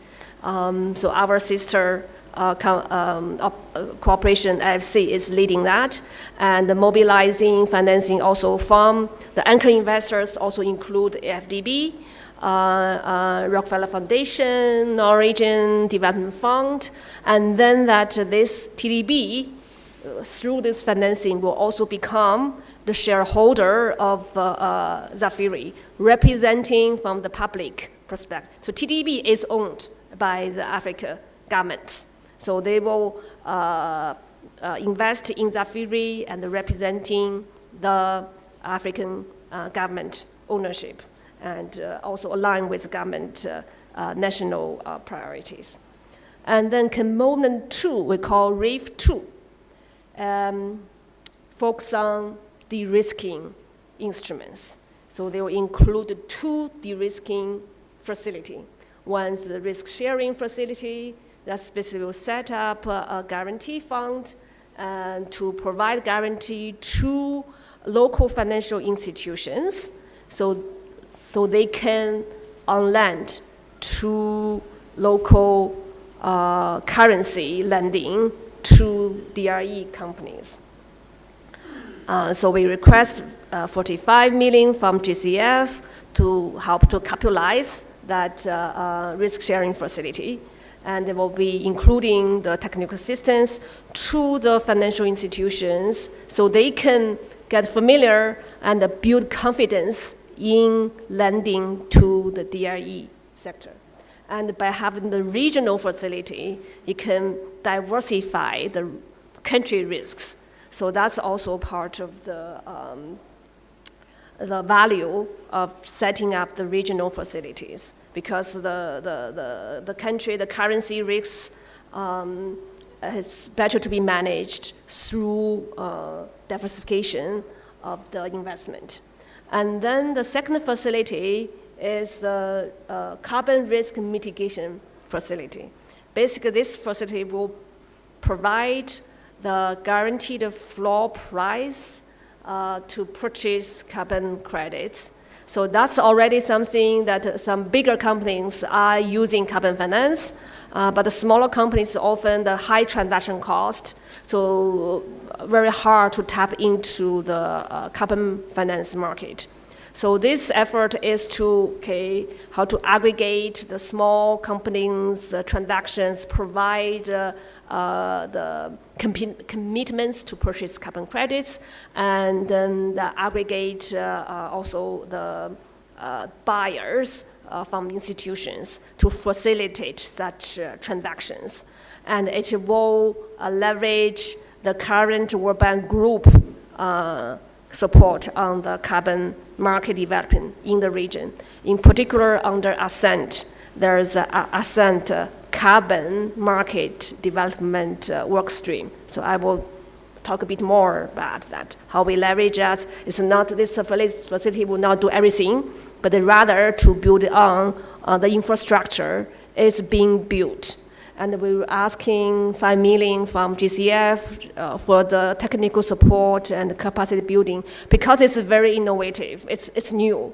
So I like what Dennis is talking about, we need to to look at the new solutions, innovative, and then how to help the private sector to better arrange their financing, reduce the financing costs, so you are better positioned to deliver results for the customers, not purely rely on subsidies. Okay. And then third component is about the COMESA platform. So asking co-financing of 5 million to help COMESA to target the coordination among countries, particularly to achieve this Ascent green program targets. Will include TA for DRE companies and knowledge sharing and convening different key stakeholders. So you see the design behind the 3 components is to address key affordability and financing barriers, key risks that deterring investors, and then the policy regulatory capacity barriers that often happen at the government, the public sector, to ensure that the governments from different countries can learn from each other, and then to have, in a way, we also want to have some healthy competition at the country level, so to provide better visibility and rewarding system for the better performing countries, and helping the less performing countries to catch up, but also a platform for private sector. So you will learn different business models, different business opportunities across countries in the region. So that's we think that kind of exchange will be very valuable. So overall, we're requesting 250 million from GCF. So it's a major effort. It will mark as a landmark collaboration between the World Bank and the GCF in Africa region. Okay, next. So here give you overall of the implementation arrangement. Okay, so I talked the component 1 REEF basically will be implemented by TDB and TDF, have the 4 subcomponents. And then that for the de-risking facilities under REEF 2, we have not confirmed the implementing agencies yet. It's in the process. Again, they're all both new instruments, so that we also need the institutions have open mind, have the technical expertise, and also can meet all the assessment criteria from the World Bank side. And then the component 3 that of COMESA, again, that is already under implementation. So majority financing will be able to process quickly from World Bank side as additional finance, so that once approved, it will can implement fairly soon. Okay, and in the end, we want to benefit the DRE companies, so you can deliver solutions to the end users. And of course, the government, the financial institutions, and the companies, all key part of the stakeholders want to work together to achieve the energy access targets. Next. Now, talking about how to the regional program, we know the basic funding flow, but how to ensure that all the participating countries can benefit from it. So you will see for those financing instruments, basically rely on the private sector and really use the market mechanism, right? So if you are a company, if you have a weak business model, you do not have a strong balance sheet, it's harder for you to get lending, even we have this facility, right? But the one thing we can, in a way, to facilitate is through the RBF, results-based financing, because this is basically this is a grant. So here we show we look at the countries in the region to categorize into 3 groups. The small countries, often that the market is so small that the company is not ready to start there.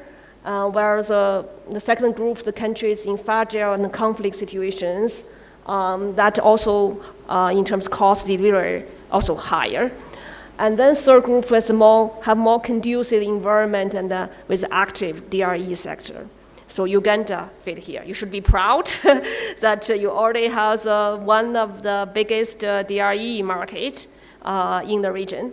So you're well positioned to support the Uganda energy access, but also can look into the gap in the region in other countries. So this regional approach provides opportunities for some of you to expand your market and to get additional support from the regional level to support the Uganda, but also the region. So expand your business footprint.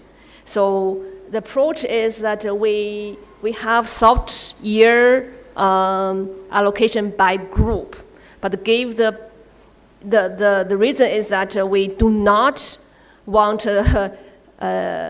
only one country to benefit. If you are better performing, and then you may grab all the regional resources and leaving some other country out. We still want the other countries in the first group and second group can benefit from this regional approach. So to ensure that to have more inclusive approach. But we hope you also see that's the opportunities to serve both the country and the region. And we will have annual RBF call for proposals, and then the RBF rule of game, right, will also update to incorporate the market situation, the market signals to make adjustment. So that's, I see that that's the major vehicle to coordinate in terms of the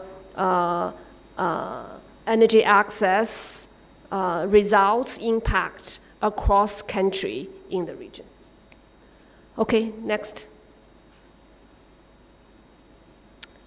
Yeah, I highlighted the importance of the country coordination mechanisms because it's a regional program and they need to flow to the country.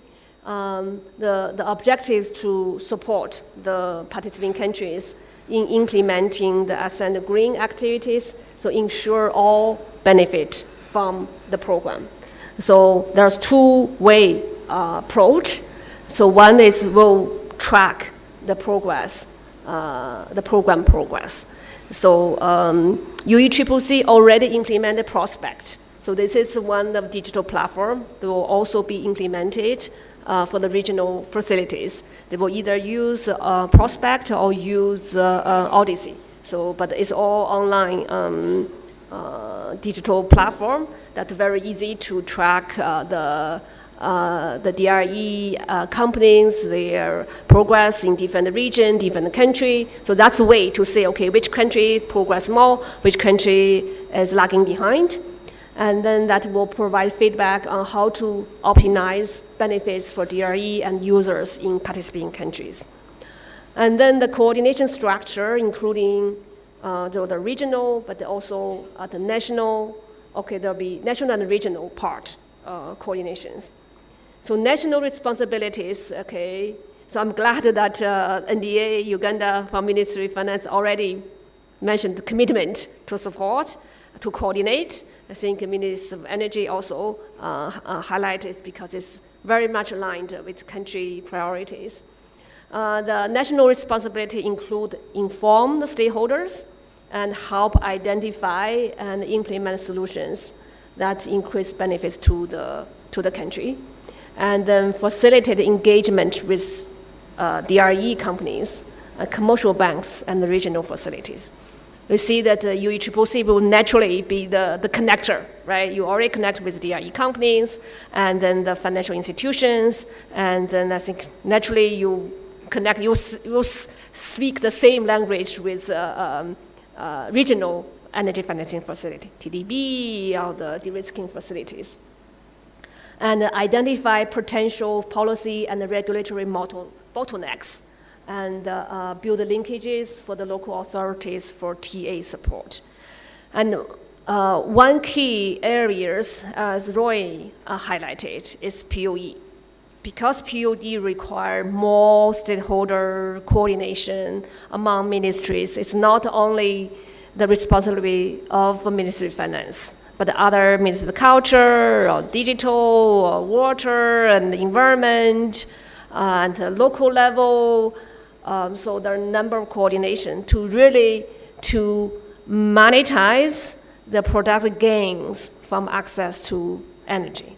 So that's should be a focus, and they're very much aligned with current ESP priorities that hopefully evolve into Ascent Uganda project. On the regional coordination and reporting, so COMESA will set up the coordination group that include the government, the NDAs, the Ministry of Energies, and implementing agencies. And they will also be reporting from regional implementing entities. So it was mentioned to leverage DMRE platforms. And then there'll be also biannual coordination meetings. Okay, next. So here, highlighting the COMESA supporting mechanisms. So COMESA itself, it includes both grade and upgrade DRE pillars or building blocks. For Ascent in particularly that include, the digital platform for energy access and climate finance, that will help countries to digitalize energy access process. For that prospect, that the prospects in Uganda already sharing the experience and lessons learned with other countries. So you are more advanced. There are technical assistance for the enabling environment for carbon finance. I think that one that we can give more focus on Uganda because you already have platform, and they're one step further can tap into the carbon finance market. And then also there's a regional digital MRV platform for aggregate on carbon finance to facilitate carbon finance opportunities. And then for the POE companies, private companies, right? So can get support on the data and analytics, conducting certain regional assessment, for example, the POE market assessment, and then that there are also technical systems available to help companies to reach the financial closure, and then that also can have TA to integrate POE and the climate resilience efforts. And then for the government, there's advisory support to governments on energy policies, planning, and the regulations. So government can apply for the TA funding to improve those planning, policy, regulations, strategies development, etc. And then to learn from each other, harmonize the best practice, and then that the POE strategy development that can also be supported, and then TA for design and implementation of Ascent country operations. So that's part of that. Uganda, we said it's in the pipeline for Ascent country operations, and of course the platform will support knowledge exchange, skills development, and also consumer engagement. There will be coordination, knowledge sharing across all ASEAN countries. So currently already have regular webinars. So it's just a matter of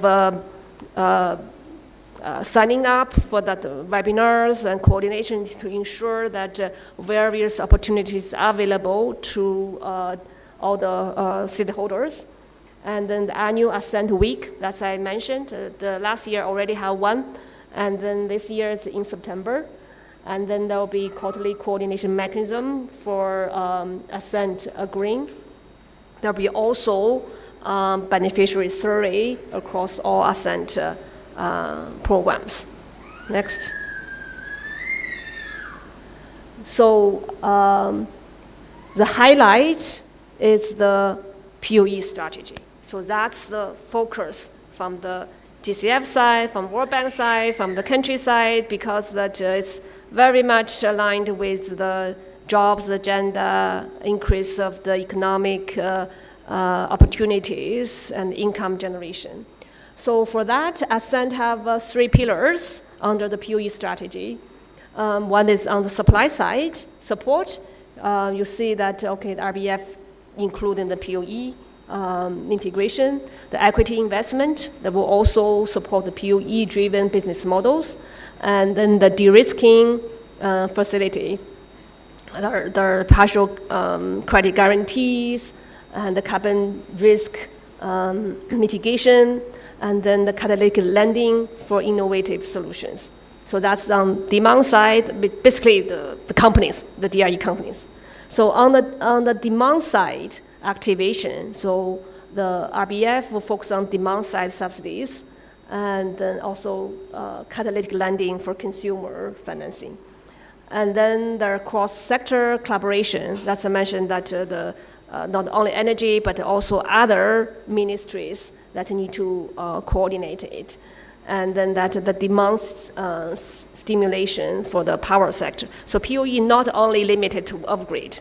So POE alliance that connect to the grid is also part of this effort.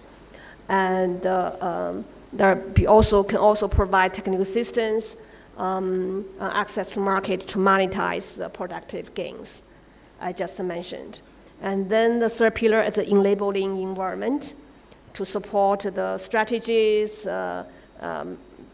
market intelligence on the mapping, policy interventions, and build capacities to ministries and the utilities and regulators on to integrate POE in the energy demand planning, and then that also development the quality assurance framework to enhance POE market development. So that's very much aligned with the challenge that I highlighted from Roy's presentation on the POE side, and then the way forward how to further support on the POE. Next. Okay, so again, this is basically a summary that for each component, how that will help to develop the POE sector. From the financing side, to de-risking side, to the enable environment, on data, on the policy, on the strategies, etc. Next. Okay, so basically this is the final slide on the next steps. So so all the inputs we collect today will also reflect in the country consultation summary. We have already a draft to look into the current status, the gaps, and then that how this proposal responds to gaps. So any inputs, feedback, we'll also record to reflect in this consultation summary, and we'll share with the key stakeholders. We are currently plan to submit this week on the Ascent updated proposal to the GCF, and then that I mentioned the Ascent coordination mechanism that will include in the Ascent week that in September. So we already sent the invitation to the ministry and the current ESP implementing agencies. And then we plan to submit the proposal to the GCF October board for approval. So this is the current plan. It's still working in progress. And so we welcome your inputs during the design. So there's the higher level design at the proposal stage. You can imagine there will be detailed design during the implementation. You can imagine, right, different rule of the game, and it will reflect in the operations manual, which can be updated and then reflect the market feedback. And then that will keep the progress at the preparation stage, implementation stage, and then we'll have various checking points to get feedback from all key stakeholders. And we will rely on the country focal point from NDA, from Ministry of Energy, from UECCC, as key supporters to help to coordinate with the broader stakeholders to make this program successful. Okay, thank you.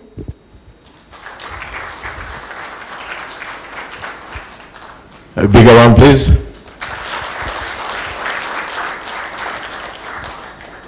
All right, so the discussion following that presentation is going to be opened up to the plenary for us to be able to ask some questions where we need clarity. Where you think you can give your input right now, please say so. Where do you think we need to focus? What do you think of the presentation of the proposal that is upcoming? So I want to open it up. Sami? Thank you very much. Thank you very much, Yabe, for taking us through. Having gone through the presentation and listened keenly, I'm sure there's been a lot of interest that has been stirred. And so, because this is a consultative session, we have a few questions that have been prepared for our members here. And these questions basically are to get your feedback on how best we can be able to implement and submit a solid proposal to GCF. So if you may, I'll get an opportunity and then maybe have these questions put on the screen. Question one would be, and you're not limited to only these questions, okay? So question one would be, where should Ascent Green focus its efforts to add the greatest value, whether through RBF, access to finance, technical assistance, reform in policies, or carbon market readiness? I'll take that again. Where should Ascent Green focus its efforts to add the greatest value, whether through RBF, or through access to finance, or through technical assistance, policy reforms, or carbon market readiness? Another question would be, what gaps remain, or what gaps and challenges remain in Uganda's energy access landscape that are not fully addressed for those who are participating in the ESP? What are the gaps that you have seen that are not fully addressed that you think this proposal would be able to close? And then question three would be, how can this Ascent Green, GCF Ascent Green, strengthen private sector participation and unlock investment? We had Yabe talking about equity, partners who are willing to fund equity. How can we strengthen private sector participation? And then, what practical support do you feel is necessary to support PUE and ensure that it actually delivers real economic value? Not PUEs where people are happy to know that, I have this irrigation system, but there's no actual utilization of this. So we believe that these questions should be sufficient to trigger conversation, and would like to open it up for discussion. You can either pose it as a question, or you can actually make your submission as a proposal, which we are then taking record of. We open it up. You can raise your hand, and then my colleagues will be able to bring the microphone to you. Thank you.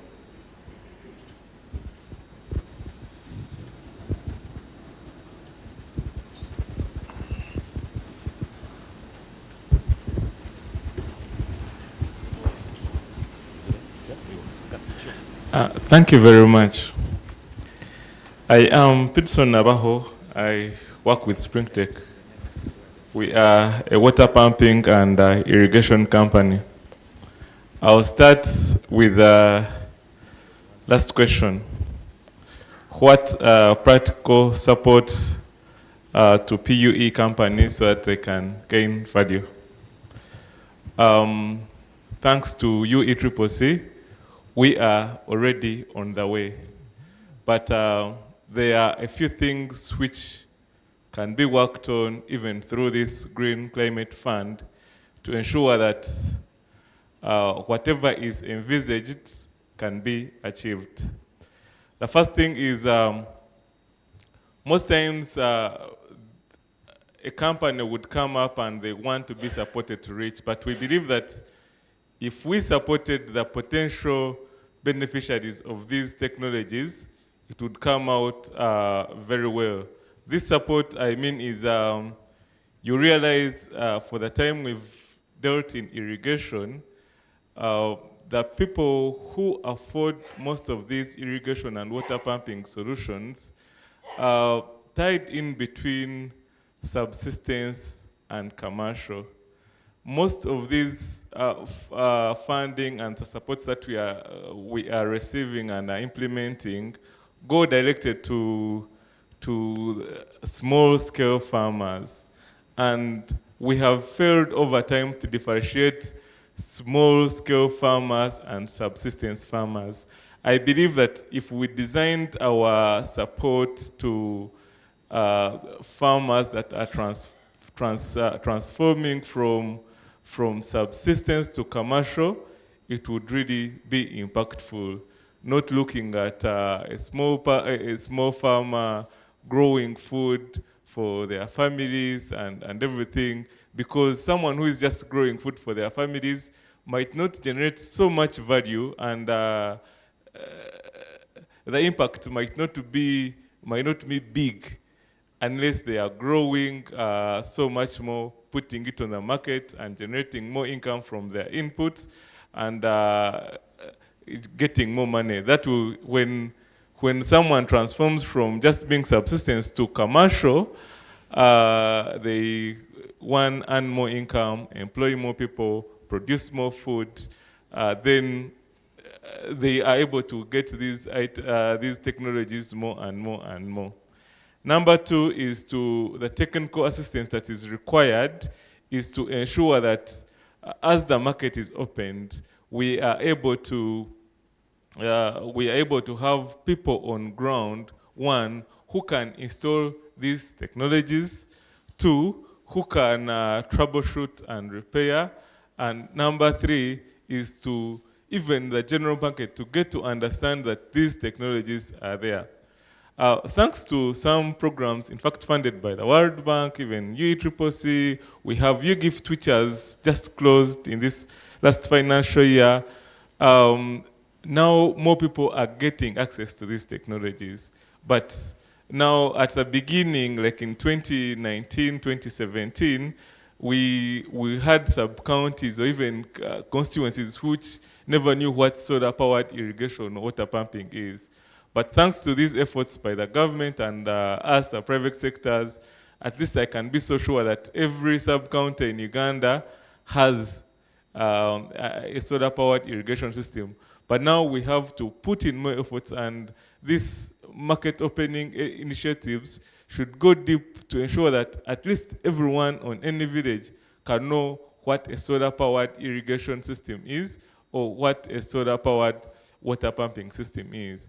If we get to open the market and have people see, feel, and use these systems, it would be a very good initiative. So if these are included in this proposal, it would move a long way in making our solutions adopted and the environment better. Thank you very much. Thank you. Next question there. Name and entity that you represent.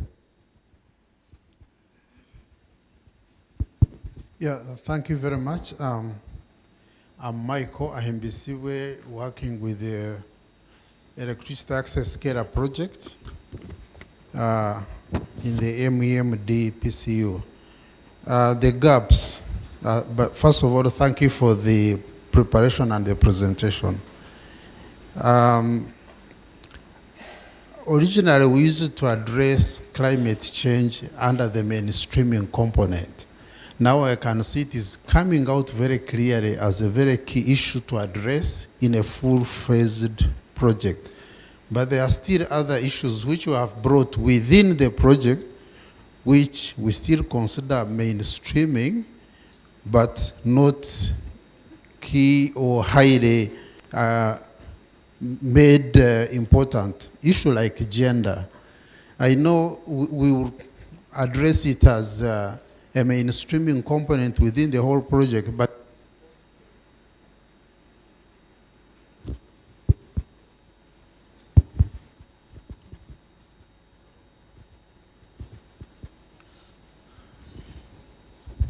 sorry for that. Is it possible to have issues like gender having, key highlights, key deliverables within this project for which we want to address finally?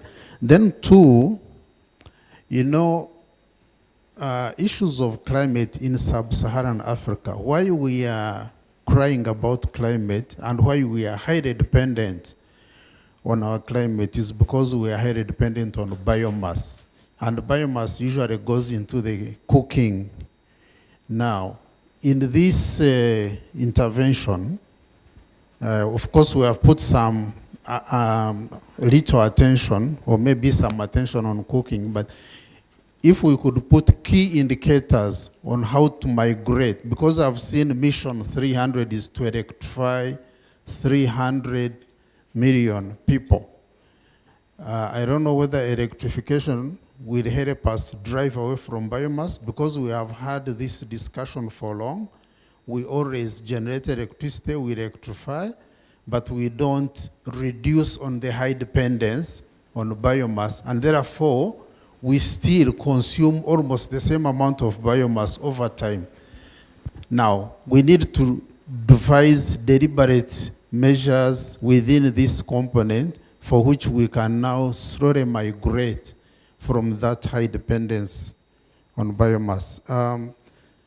Another comment I wanted to make was among the RBF facility proposals is to allocate funding for countries in fragile and conflict situations. And I've seen there is a sizable financing allocated to that. Now, unless I don't understand it well, but when you go to fragile environments and you want to invest, it's a bit complicated, a bit hard. Is it possible now that we divert this financing to areas that are receiving the refugees from the fragile areas so that the investment goes to those areas rather than in the areas where the conflict is taking place? Finally, my comment is on Tanzania. The last time I checked, Tanzania was not part of COMESA. I want to understand perhaps whether they have been integrated back into COMESA, because when it comes now to the implementation part, some people might now start raising issues of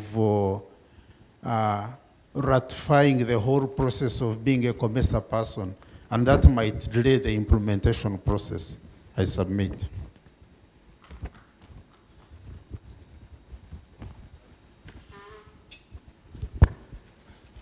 Good afternoon, everyone. My name is Rose Twine. Eco Group Limited, the company that manufactures eco stoves, the stoves that utilize volcanic rocks and solar to cook. We also import EPCs or pressure cookers, which have been a beneficiary for the RBF, but also do solar kits for household levels. But we are grateful for the RBF and the program that we have so far benefited from. My comment to this is about the gaps that I've seen in the market, and maybe through this consultation on the Ascent green proposal, we need to look at the fuels as well. As a player in the sector, I find that the clean cooking sector, which mainly into we're not addressing the fuels as much. And when we look at institutions, which are the biggest consumers of our trees, we need to look at fuels as a big concern as well, and maybe should be considered under the RBF because institutions depend largely on biomass, and they don't meet the gap. So that needs to be considered as well in the gap. I also wanted to point out on the what could be also added would be, there was a comment that was made by the gentleman from Ministry of Finance about the catalog that is being developed. I find that, yes, it's good to have the funders and the funds which could be in the pipeline that we could tap into, but it also would help if we could have also sector players so that we have a one-stop shop, so that, yes, there's money, but then again, how do we access that? But also there are sector players that we would want to know that are actually participating and we can access, and you find that that information is also limited. So if we could have a one-stop shop, not only have the funds, but also have the funders and also have the sector players so that it's easier to access, and also take it down to the grassroots. Where can people find this information? Do we have to go to the big offices to find this information? So thank you so much.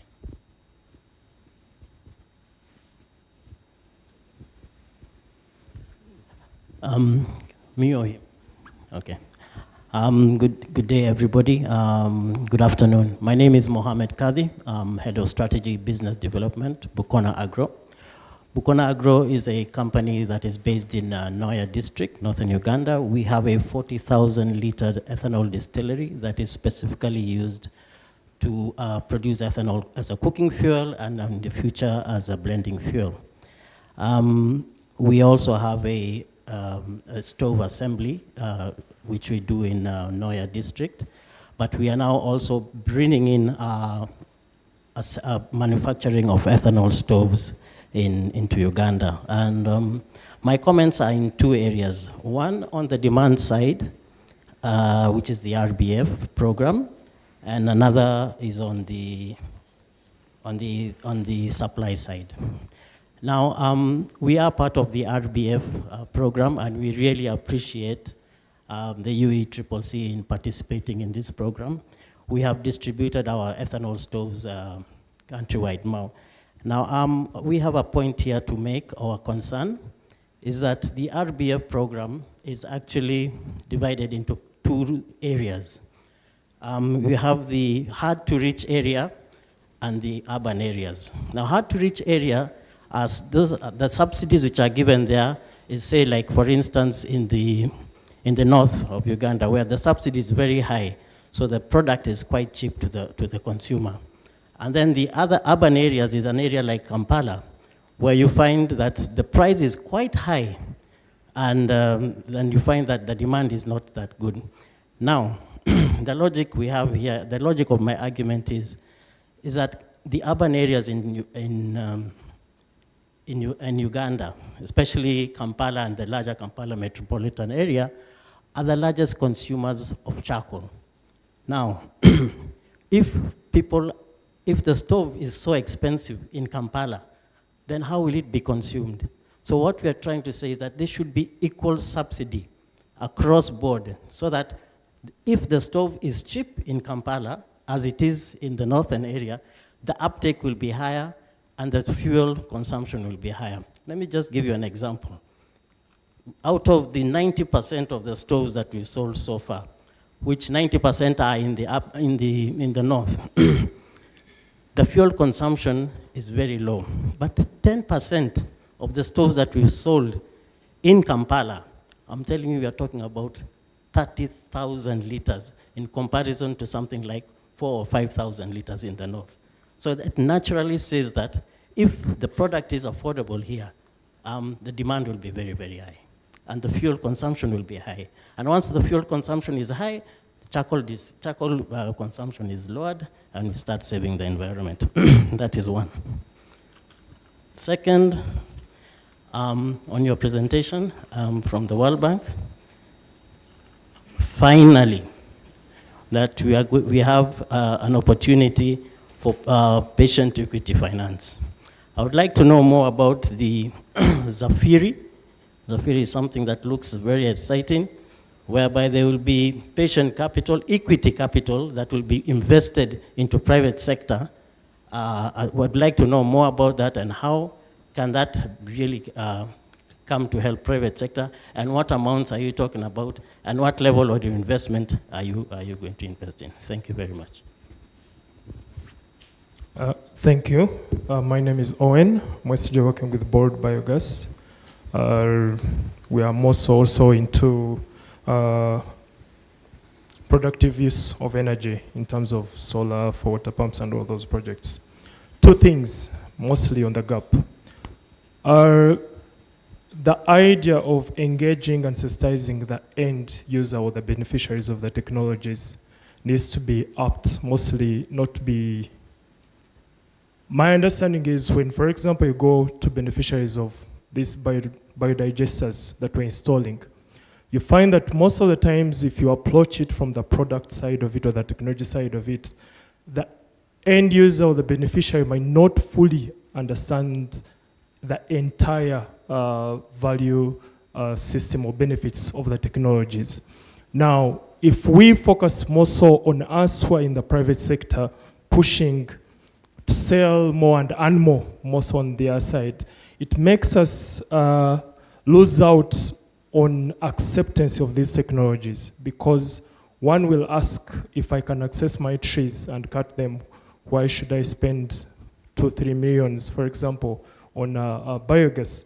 Now, in this project, I would also see how we can support the mass sensitization as an effort to make sure that not only those who are in the private sector selling or reaching the end user or the beneficiary can make the message more clearer.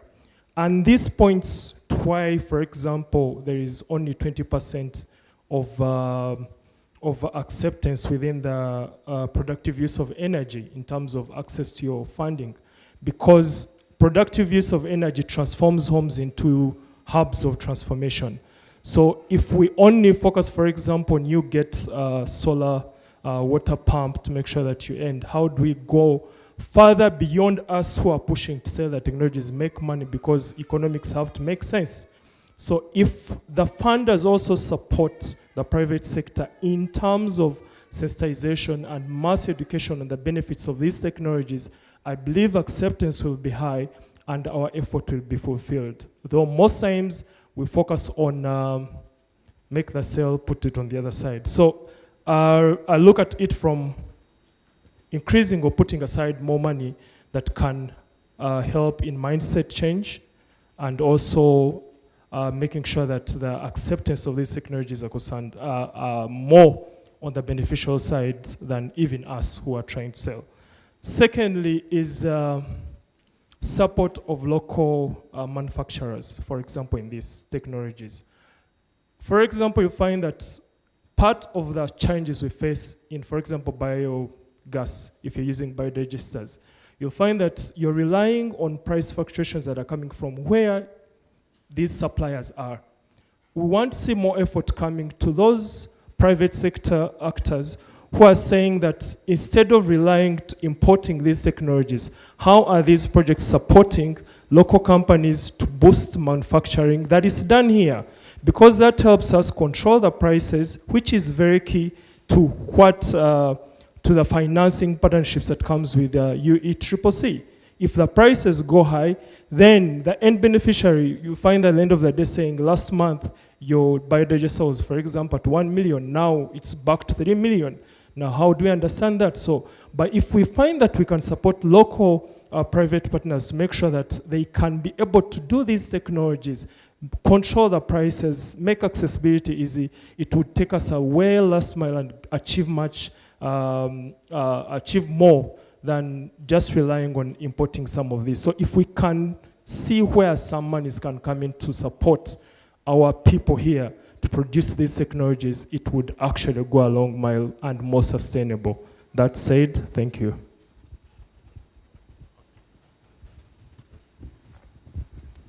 Okay. Good afternoon, everyone. My name is Sam Kisuki. I work at an organization called Sun Culture Uganda. We manufacture and distribute solar water pumps and irrigation systems. So for me, I'm speaking mostly to the first question that was read out, which was where should we focus energies the most. Currently, we are in partnership with ECCC on the EASP project, which is kind of an RBF. RBFs are great, but we are experiencing some challenges or blockers that we think would be better solved by maybe some policies being reviewed or deliberately made to solve those challenges.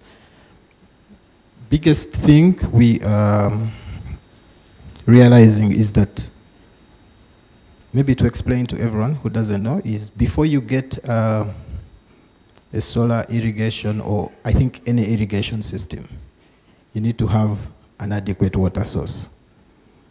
That water source has to be either a hand-dug well, or it was drilled by a machine, or you have to have access to, or you have to be nearby either a river or a lake if you're going to use a surface pump, which already cuts out some people. So the quickest way that someone can already start to use the irrigation is they have to have that water source. Most cases, most places, it's going to be they need to have a hand-dug well, or they have to have got a machine to drill for them that well.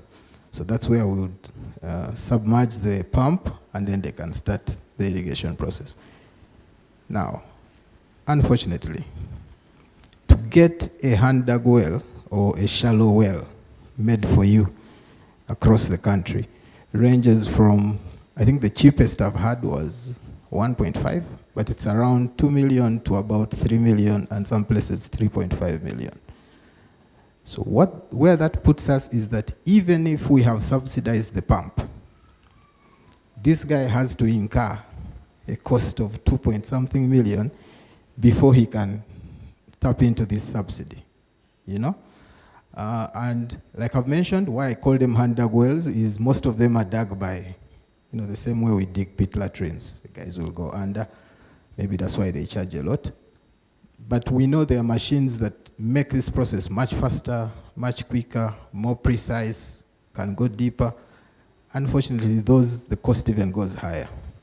So maybe if policies would look at that and say, how do we make, first of all, getting a water source much cheaper, so that it translates into water sources are now, you know, more available, and therefore we have more people to distribute and sell to our systems. Otherwise, we will continue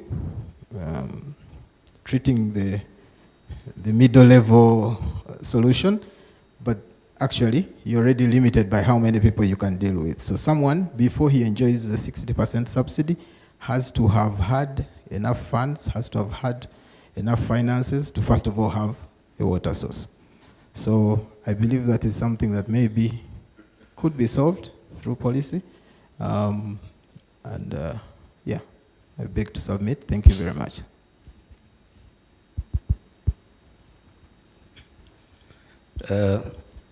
Should I say good afternoon? Good afternoon, comrades. My name is Clinton. I'm stepping in two shoes here. 8 to 5, I deliver my services at Climate Hub International. Then on the other side, I'm representing the academia. Just to echo what my colleague has said, Captain Roy, allow me to call you Captain Roy. Besides Dr. Dennis, it's good, the key important stakeholders in the house. The checklist to access finance is too big. They're about to ask for baptism certificates. I don't know how you're going to help us.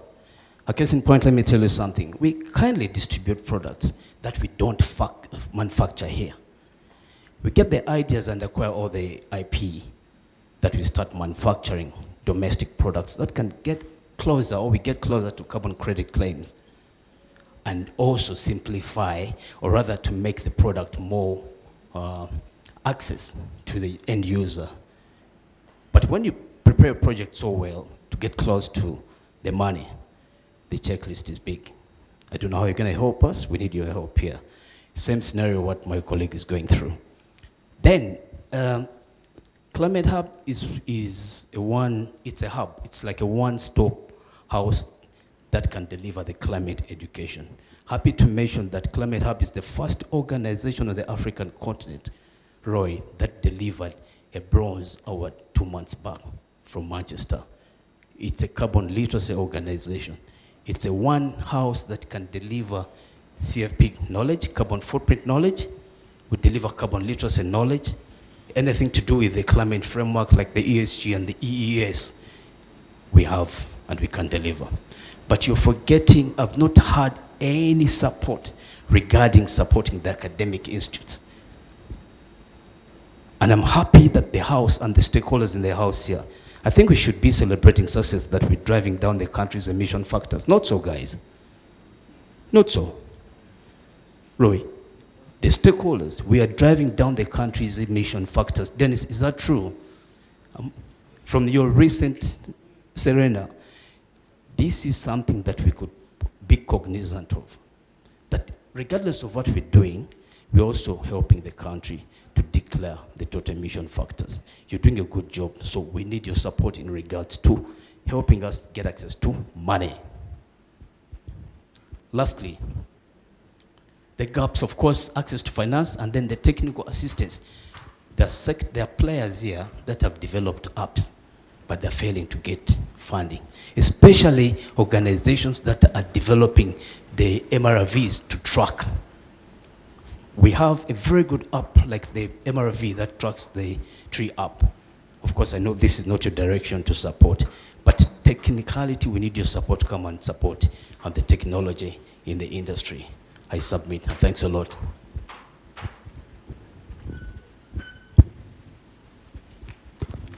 Good afternoon. My name is Kenneth Kazova. I'm from Star Times. Star Times, we are predominantly a media company, pay TV.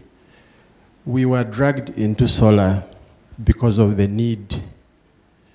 We reached a point where we needed to sell TVs and decoders, but people did not have power. So we went into solar, and that's how we now expanded into the industry. And we're now very big. But I wanted to share just one or two experiences. One is that as you are developing all these policies, we have found a strong relationship between solar, or let's say green energy, and the gender of women. And so I want to encourage you to really strengthen this. First of all, whatever we are doing really speaks to the woman. She's the one who is usually at home when there's no electricity, when she's struggling with children to go to school to do their homework. She's the one who is cooking, using firewood. So most of these actually point at the woman. And so in programming all this, can we deliberately make the gender issue big? Because they really determine a lot in terms of consumption, usage, and acceptability. But also, for us who are into this business, we have a model where we give some credit. We supply, we install, and you can pay maybe across 3 to 6 months, sometimes a year. We have found it very useful when we deal with ladies, because their level of integrity is much higher. And sometimes it helps when both the man and the woman have signed on the agreement. So the factor of gender is extremely very important in this project. I also wanted to mention that from our experience in the television industry, the issue of after sales and maintenance is important, but it's also very expensive. We have found a way in our industry, in television, where you do not have to have a technician in the village who works for Star Times. You have a technician who works on television, whether it is Star Times or any other competition. So can we invest, instead of leaving it to us to train maintenance technicians at village and local levels, can we have an investment in having capacity at village level to maintain what we are installing? We can train them to learn our equipment, but they may not have to work for us. They can work for anyone who is supplying solar. And also, this is not our area because for us we are into home solar usage, but I've also learned that one of the challenges, especially of the facet of irrigation and that approach to power, is the ability or the inability to sustain these installations. So many of the people who are benefiting from these, because we are doing it, many of us are doing it at business level. If you get someone to buy it, you sell. The question is that person, has he got capacity to maintain that system after you have left? I mean, you've made a sale. As a farmer, does he make that money to maintain? Or like someone mentioned here, some of these people are doing it at subsistence level. So when something goes wrong, he doesn't even have the money to buy a screw. And yet he has some facility installed. So that is something that we need to look at in terms of who benefits and the level of sustainability or maintenance from some of these projects which are beyond home solar. Thank you.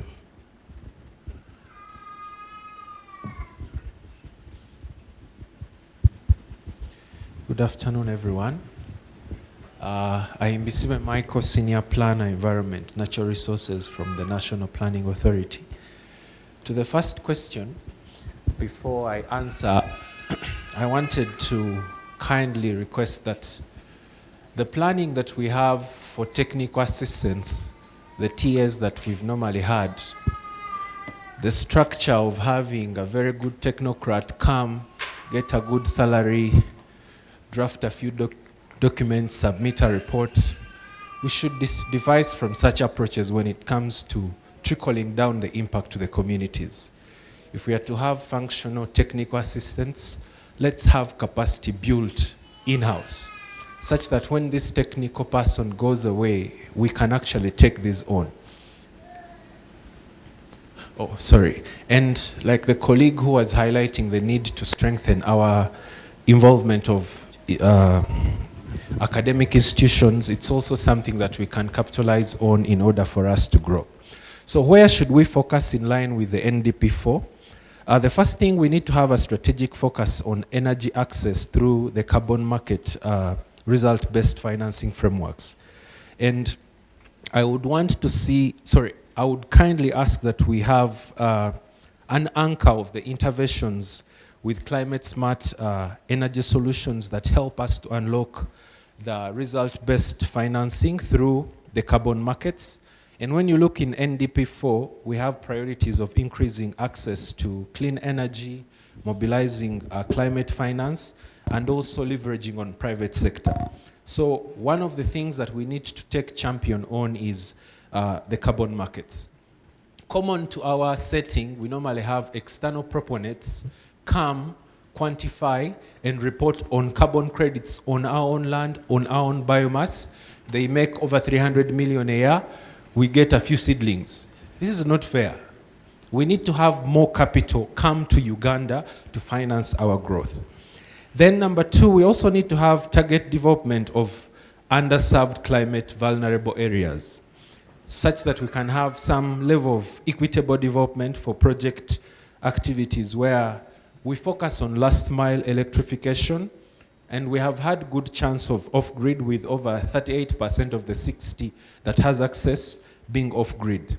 And we look at having clean cooking and also productive energy use, especially in the rural north and the cattle corridor areas where NDP4 and the Green Growth Strategy have as priority for poverty reduction. Number three, we also need to have carbon asset development and institutional capacity, especially for monitoring, reporting, and verification. We normally miss out on this money because we lack the capacity and the digital expertise to monitor, report, and verify the carbon credits that we have stored and we have value for to sell. So if we can be supported through this to have a system that generates high quality carbon credits from distributed energy systems, it will support the development NDP4 goal of operationalizing Uganda carbon market frameworks and financing strategies. So we need support to monitor, report, and verify. Then the need for public and private community partnerships through blended financing models, and like this GCF grant, where we have maybe private investments in maybe local circles, community-based enterprises, such that we don't give people technologies they can't maintain. But if we have them empowered through their circles or their enterprises, there is some form of ownership and sustainability and increased affordability for these technologies. And finally, alignment of our efforts with the Green Growth Strategy to have aspects that can help us ensure that whatever efforts we have can actually be captured and included in our NDCs.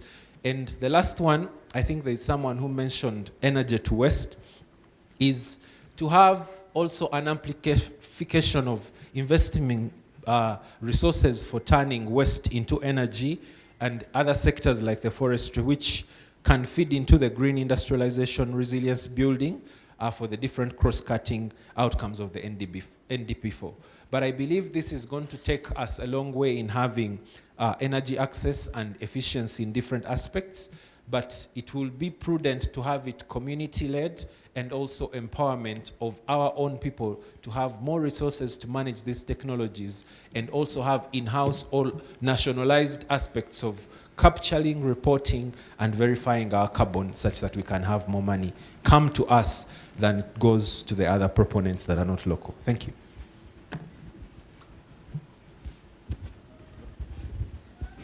Thank you.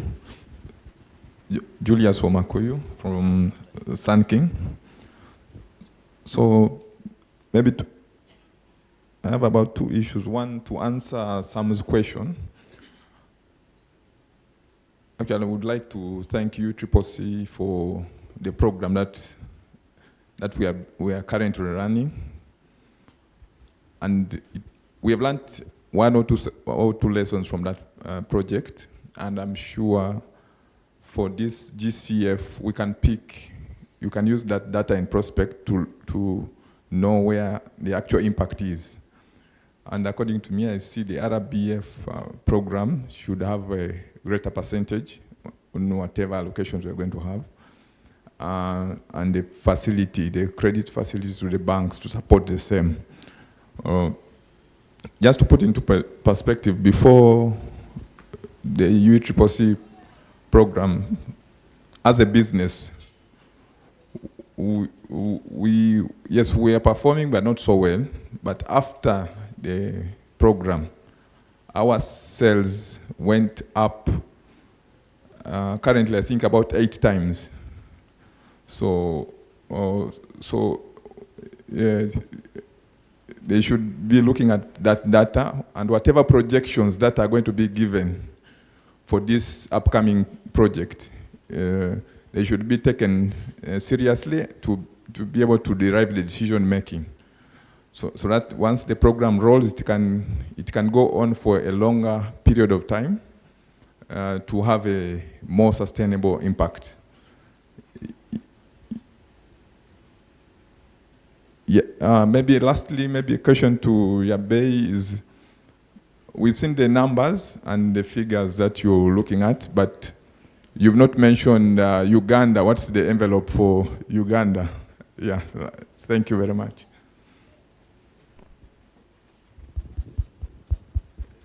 Thank you, good afternoon. Jimmy Adiga is my name from Popo. On the gaps, I'll start with a question whether the upcoming project will support creation of regional PUEs. And where am I coming from? Popo, we are focusing on two areas, the productive use of energy and off-grid solar systems. The project is focusing on distributing solar fridges, for example, to households and to businesses. But the products that are cooled in those solar fridges are not manufactured in the rural areas or in the peri-urban areas, but they are manufactured here in Kampala. Take, for example, milk. We will distribute these solar fridges well, but the manufacturer of milk is in Kampala. He has to drive to those rural areas and peri-urban areas almost every week. And those vehicles are running on fuel. So the running up and down is effectively undoing our good work on reducing carbon emission. So how can we reduce the use of vehicles that are running, producing more carbon, which is working negatively to our effort to reduce carbon emission? That will effectively be done if we can create, say, regional productive use of energy hubs, for example, cooling cold rooms. I don't know if that will be covered under this, because we would love to do that. For example, just I will drive once a month, say to Karamoja, because there's a cold room that can store milk that will last for a long time, instead of driving there every week to deliver milk. Or the food manufacturers, these are perishable goods. So they have to keep driving. But if we were enabled to create those cold rooms regionally, that would add to our effort in contributing to carbon emission reduction. Thank you. Thank you very much. I'm called Harry Oriema Langalanga, ex-chairman of Uganda National Biogas Alliance, and chairman of Uganda Electronics and Technicians Association. My question is, first greetings to Captain Roy. We have ever interacted somewhere several times. We normally say we walk our talk. Thank you. Coming from the biogas sector, I have one issue that when you talk about biogas, we have issues of different levels of biogas systems in the country. Okay, mostly Uganda had a lot of issues with the domestic biogas, but not commercial or industrial biogas systems, though we have abundant waste all over the country. So we call it a resource. Just a minute ago, a gentleman talked of the cooling system and all that. So our sector, as biogas, has systems where we can even go very far and produce these cooling systems using biogas for cold rooms and all that. That left aside, we have issues of standards, which is affecting us so much that many times we try to come up with systems which could be of value, but sometimes the standards do not exist. Lately, we have been having issues of electronic waste. The gentleman who talked about technicians, and even UECC is supporting solar systems left, right, forward, center, and many other things. In fact, All of us here have electronic gadgets on our tables, in our pockets, and all that. But there's one thing which we are not doing. We are not addressing issues of electronic waste.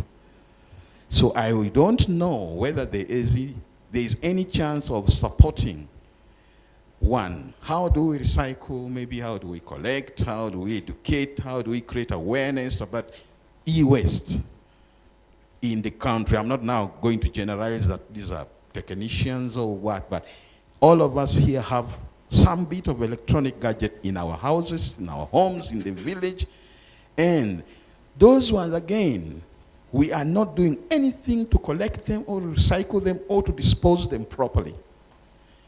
Again, the issues of those systems, especially now I can talk of batteries. Nobody educates people about dry cells. They have impact on the water sources. So when you look at it, that's one sector which has never been touched at all. So I feel that where we're gathered here, it's be very, very important that we bring it on board in all this support we are giving for solar systems, name it and all that. There's a time when they die off. Is there any collection center for those dead staff or plug and play anywhere in this country? Maybe from the village, they collect them, they bring back. Maybe some older torches. None is there. And doesn't have impact on our health, even the food we eat. Recently, they talk of people having cancer, leukemia, all over the place. But they see it's coming from heavy metal. These are thrown everywhere. They go into our water sources, they affect our plants, and you end up injecting them.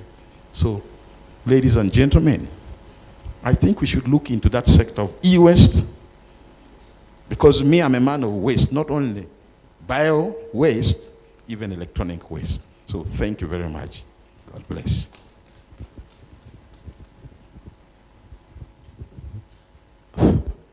Thank you very much. I'm Dr. Dennis Tkaikaho. As he said, is e-waste, I'm a carbon man. So when you see me, see the carbon market. I'm here in different capacities. I'm Executive Director, Climate Hub International. And I have been co-opted on a committee by International Research Development Center Canada to champion climate finance reforms on low emission. And I've been also co-opted on microfinance forum to chair a committee on climate finance and carbon markets. And I've been championing the climate finance landscape mapping report for government of Uganda with Dennis Mugaga, which the report is about to be out since 2015 in compliance with the Paris Agreement Clause 6. So this is my submission. Beginning of this month, at the UN International COP Day, I was invited as a keynote speaker in Fort Portal.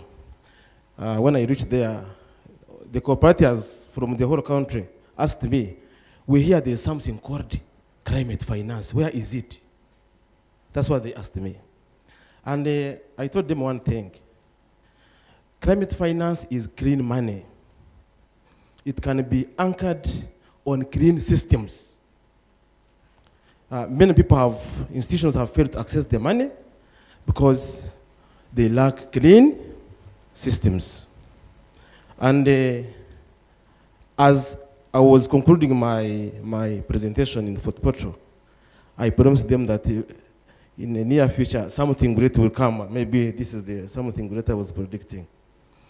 I want to make some recommendations into the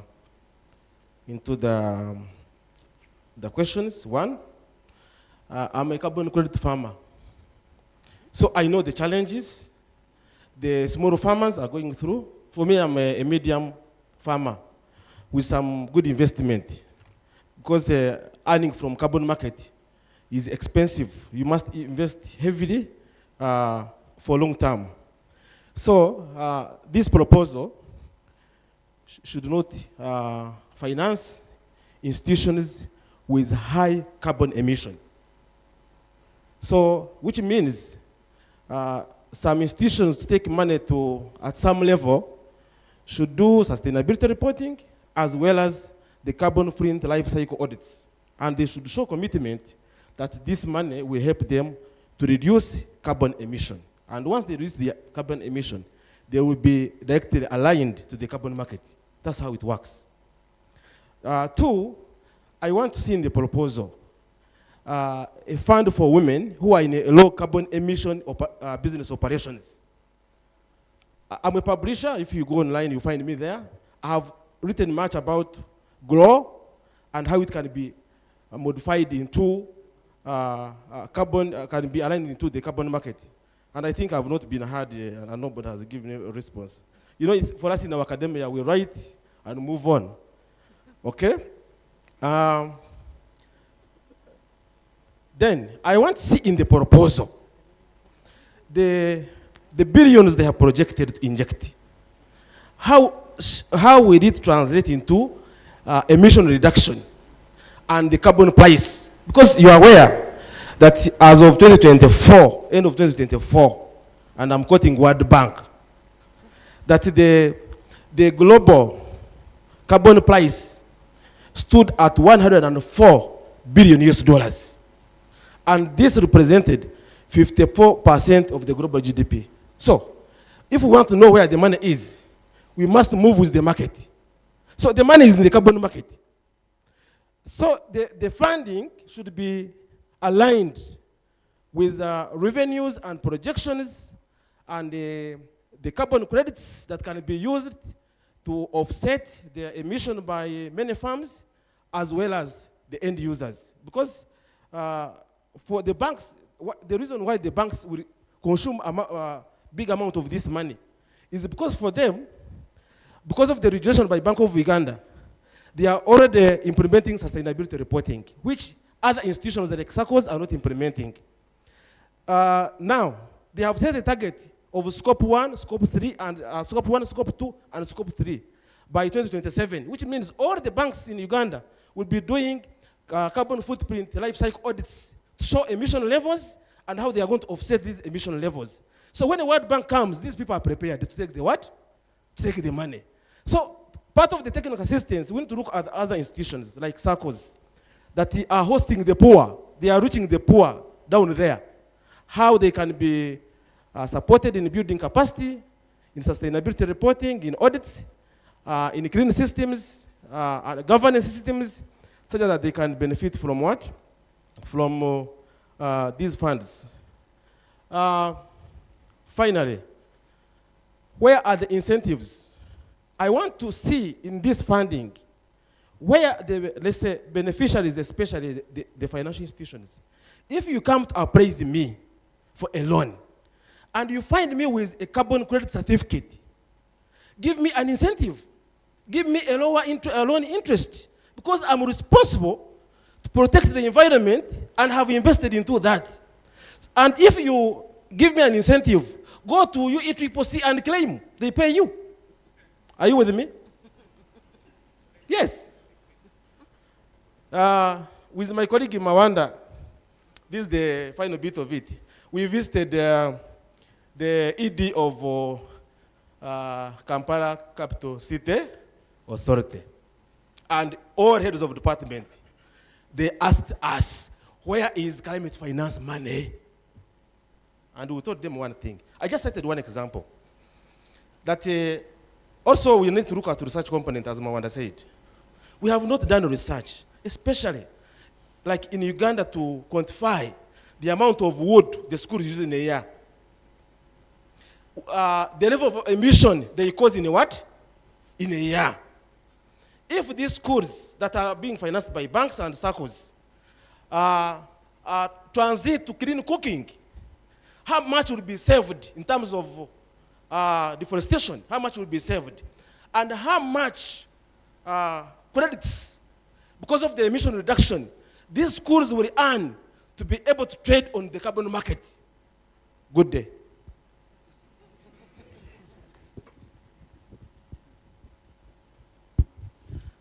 Good morning, everyone. Moses Katoyo is my name, and from Ministry of Energy, and at the same time a focal person for carbon market. First is to appreciate UECCC for this well-organized workshop. So I'll go direct. I will be moved to give advisory note from what we have experienced, especially on carbon trade and our intervention in energy-related products. We have having a project of CDM where we tried as much as possible to connect as more customers as possible so as they can access clean energy. But when you look at the studies or statistics for the last 7 years, and you see how many customers we connected, and our ultimate intervention, which was to use clean source of energy, majority of them are using it for lighting. Well, it is improving on their health. But when you look at the real intent of reducing emissions, the idealistic view would be to consume more energy so as to offset on biomass dependency. But look, the scenario we are heading to, we are targeting on more connections. If you go at tier 2 of grid expansion, we are targeting and connecting as far as more 20 million people according to Ascent FM program. But are we looking at the scope on the utilization of this energy? My biggest challenge now is the issue of affordability. And affordability, particularly in Uganda, starts from the generation point of view. Where are we getting our fuels?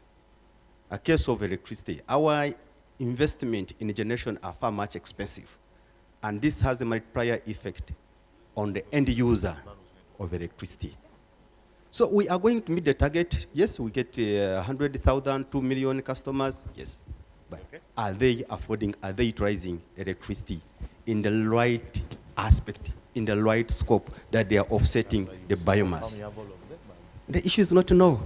So my advice is that can we have more research on how we can do more subsidies on generation? As we look at distribution, grid expansion and connections, can we also look at generation sources? Can we look at these dams we are constructing, their cost? Is it possible to subsidize so as we get to low-priced electricity at the tier end of consumption? Can we look at these biofuels? Our colleagues who are making ethanol, can we look at their cost of production and subsidize it? So at the end of the day, we achieve an overall 100% goal in reducing emissions. And for us in the carbon markets, the more emissions we reduce, the more money we get. But how do you balance the equation? It is to tackle the deal from the generation source and as available technology so as they become affordable and we hit the target. Thank you. Okay. One last one. Who's that special person that delivers the last? One special person. You're lucky. I wish it were a lady, but it's okay. Thank you very much. Mine builds on the former submission, and it's about incentivization. Globally, in renewable energy, the direction they have gone is to see how to bring the cost down so that these products are affordable. One of them, with regard to solar, for example, it has been established that every time we increase the solar efficiency by 0.1%, you bring the cost of solar installments by 5%. And this is on record. And I would have expected this project, being a regional project, to put more funds in research. And there's somebody who talked about academia. How much of this money are we putting in academia so that we build capacity for innovation? The other gap which I'm seeing lacking here, this being a regional project, and the solar equipment are very expensive. I've not seen us looking at manufacturing solar within the region. maybe that is one of the areas where we would bring the prices down. By subsidizing service providers in this, to me, it's not so sustainable. For how long are we going to subsidize while the cost of the solar panels and solar products is high? So to me, I think manufacturing within the region would bring the cost down, and that would be a big milestone in handling the issue of affordability. And the last one is on irrigation. I didn't introduce myself. I work for National Agricultural Research Organization, NARO, and I'm an irrigation engineer. One of the challenges we have faced with these products which are being given to farmers for irrigation is the technical capacity of the solar. To the product marketeers and product developers, they give you, for example, they give you a product telling you it will handle 1 hectare of land, and it's a pump, pumping 3 cubic meters of water per hour, and we know it's using solar, and we have a solar regime of about 5 to 6 hours a day, and 3 cubic meters per hour can only give us 15 cubic meters of water a day. 1 hectare of land during a dry spell, a hot day, requires a minimum of 5 millimeters of water, which is equivalent to 50 cubic meters of water. Now, if the system you are supplying me or you are giving me can only give me 18 cubic meters of water, certainly before I even start using it, I'm already sure it's not going to work for me. And one of the reasons farmers are not adopting, even those who are in business, the ones they talked about, who are making money from agriculture, is when they buy these and they start using them, they don't see the value for the money that they have put in. And in most cases, farmers only look at what they are putting. They don't look at your subsidy, the 60% you have subsidized. Their little money they are putting is to them a lot of money, and they would want it, once he has spent it, he should get the value for that money. I end my submission. Thank you very much. Samuel, back to you.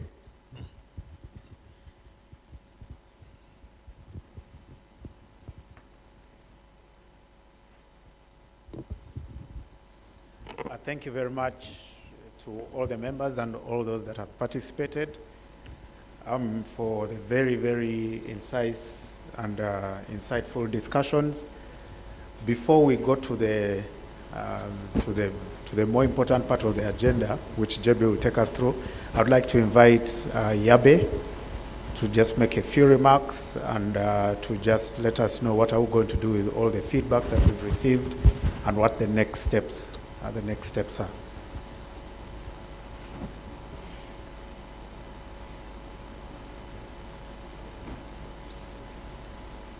Okay, thank you so much for the very lively discussion and input for the proposal. And really appreciate that you take your time to listen through the presentations and thinking how that align with your business, what are the challenges, and what the suggestions you have. We take notes, and then that this session is also recorded, so that our team also will study more on all the inputs. I want to highlight a few key points and then maybe some high-level response. I'm glad that agenda has been emphasized. I mean, I didn't talk too much on the presentation because gender by default is the core of all our projects. Is every project we have a gender action plan that will include the key indicators that will be implemented from the design to the monitoring evaluation to the overall reporting, that how those actions are actually happened and what impacts have been achieved. And also I'm very happy that e-waste has been mentioned by a few participants. Indeed, that is it's also a key part of any solar-related upgrade activities. We need to have a circular economy, right? We cannot promote something that clean benefit, but then leave something not so good behind. So actually in ESP, that e-waste is also incorporated in our project design. So my colleague Christine also leading a separate, dedicated study, and then that will directly put into actions how to support e-waste management. The whole value chain, right, from the private sector involvement to the policy supporting and the technical assistance of capacity building. So that also will be key part of this proposal implementation. That's also not, it's generally on the safeguard risk. So the Ministry of Finance, NDA also mentioned safeguard is it's a priority because again, I didn't mention that, it's embedded in all our operations. The environment and social risk management, that we have a whole team, separate team, dedicated team to work on that and follow through. And please also for the companies, ESCOs here in Uganda, you are aware that your obligations, when you sign up for World Bank project, for UECCC managed activities, you sign up with the opportunity for get financing, but also your obligations to comply with all the requirements that including INES and other, including RBF rules. If we have verification, and if anything that you breach the contract, breach the rules, there are consequences. So it's also part of the transparent implementation of the rules. Of course, all rules can be updated, but the bottom line is that, okay, we achieve results, we ensure that there's minimal risk, there's all the risks on the social, on the environment side are mitigated. Okay, just want to make clear that.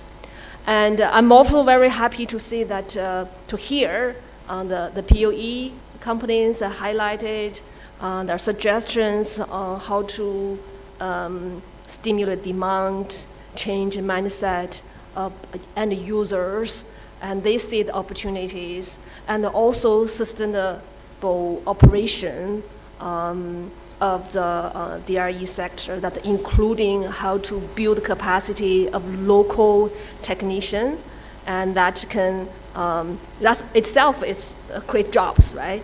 But if only rely on the companies now, that may not provide sufficient business model, but how to work from the program side to help on this, sometimes we call extension service, how to ensure that there's trained staff, technicians are embedded in the local communities so they can serve the users and coordinate with the companies and ensure not only at the installation side, but longer term operation maintenance to ensure the full cycle can be sustainable. I think that's very good suggestions. There are also suggestions on the e-mobility that's also heard from other countries. I did not include explicitly, but we are considering that e-mobility, I think, is a very important part of productive use of energy, electricity, have a high potential of reduced emission and cleaner airs, and also the job opportunities. So that's something that we will incorporate. RBF itself, it's a bit challenging, but definitely the other financing, equity financing, de-risking, lending, And that will relate to some accessory services, right? The core we are discussing is, okay, upgrade solar, clean cooking, productive use of electricity, but the accessory services such as e-waste management companies, and then that sometimes the battery recycling, the replacement, even the fuel development, the cooking fuel development also mentioned, and those not directly on the access, but then that supporting business, that also we also consider. Because some, the design of RBF itself, they have to be very targeted, but the ecosystem, the business value chain is longer than the direct access. So that's something that we will consider to ensure that the whole supply chain can be more sustainable. And there are also a lot of interest in a carbon market. I know that it's new.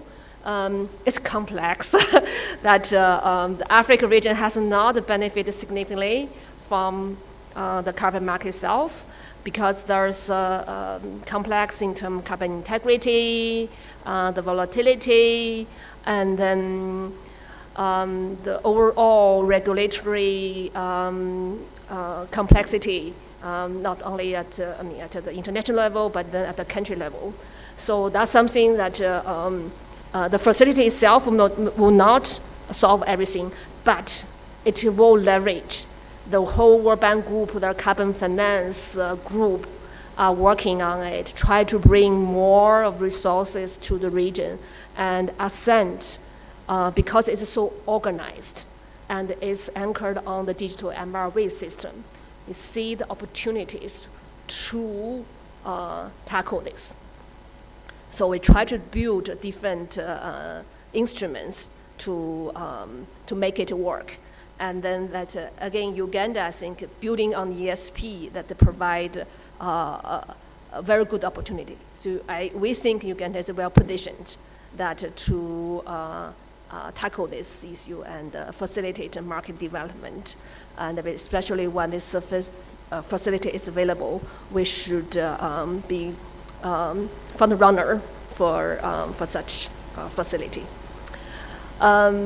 We also hear there's need for information, how to ensure that it reach to the right people, right? Because there's a lot of information opportunities, the need for one-stop shop that we clear here. Because sometimes the regional level, the design team at the higher level, and then the implementing agency, the regional level, and then how to ensure those information can be trickled down to the companies, the relevant stakeholders. You really can play a key role. That's something that we're also working on. So there's coordination mechanism, but also at the whole region, that'd be good. We really will think about this one stop shop, whether it will be anchored at certain institution like COMESA or GOGLA as association who can aggregate such information. But we do hear that this is even though lot of information is available online. So all the bank projects on the procurement, on the procurement plan, on the opportunities, call for proposals, they are all open, available on the internet. But we understand why it's scattered. It's hard to get all the information. So that's something that our team will work on to see what's the best way to help this information flow. I mean, for now in Uganda, I think UECCC is well positioned to collect the information and then to provide the feedback to you, since many of the companies are already part of the ESP program. So, as I mentioned earlier, this is an ongoing process. So we have not submitted final proposal. The proposal is still not finalized. They're it's a very elaborate process. I can assure you that the concept started more than a year ago, and then that there'll be a lot of feedbacks with various consultations, and from GCF side, there are also many feedback. There's also layers of rounds of review.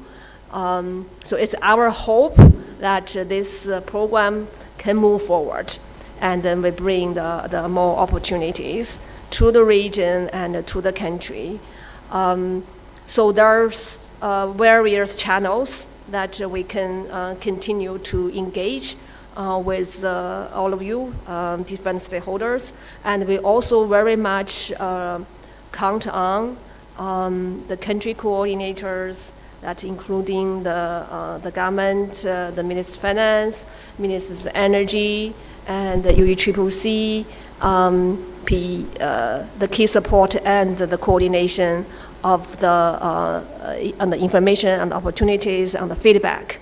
Again, thank you so much for your feedback, and we will be in touch, keep you updated on the progress, and everything will work to really wish you to be successful in your business, so you can expand and you can have more sustainable business, and you have more customers, and then the customers and the users, which will actually, we all want to hope that they can benefit. Again, that the three words we highlight from the beginning, our goal of this whole program, Mission 300, economy, people, and climate. Thank you. Thank you very much, Yabe. I think her closing remarks were like a prayer, that your businesses should succeed and the clients succeed. But anyway, my task is a very simple one. It is to thank the co-organizers. We have the Ministry of Finance, Planning and Economic Development. We have the Ministry of Energy and Mineral Development.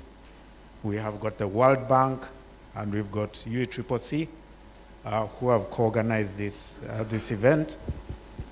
We also want to acknowledge other development partners who have participated. A special mention goes to GCF, who have been online and who will ultimately receive the proposal that is being packaged.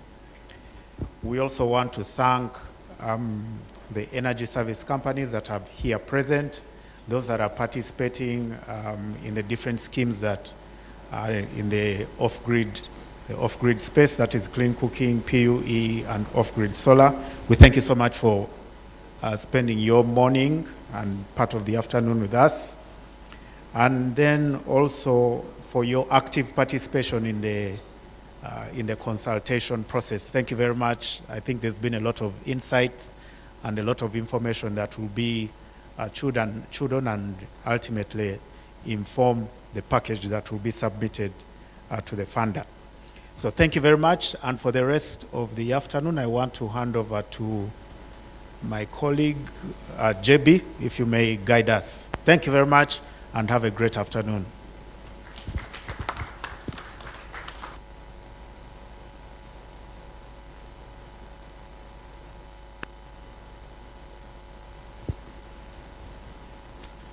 The thank yous have already been said. I won't add any more to what they've said. But there's one thing I was resisting.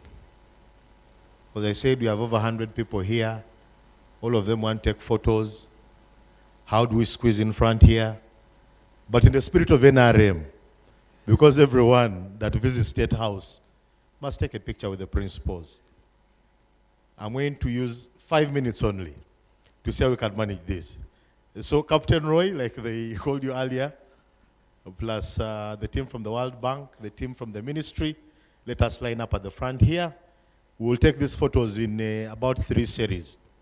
The rest of us will stand behind them, take 1, another group take 2, another group take 3.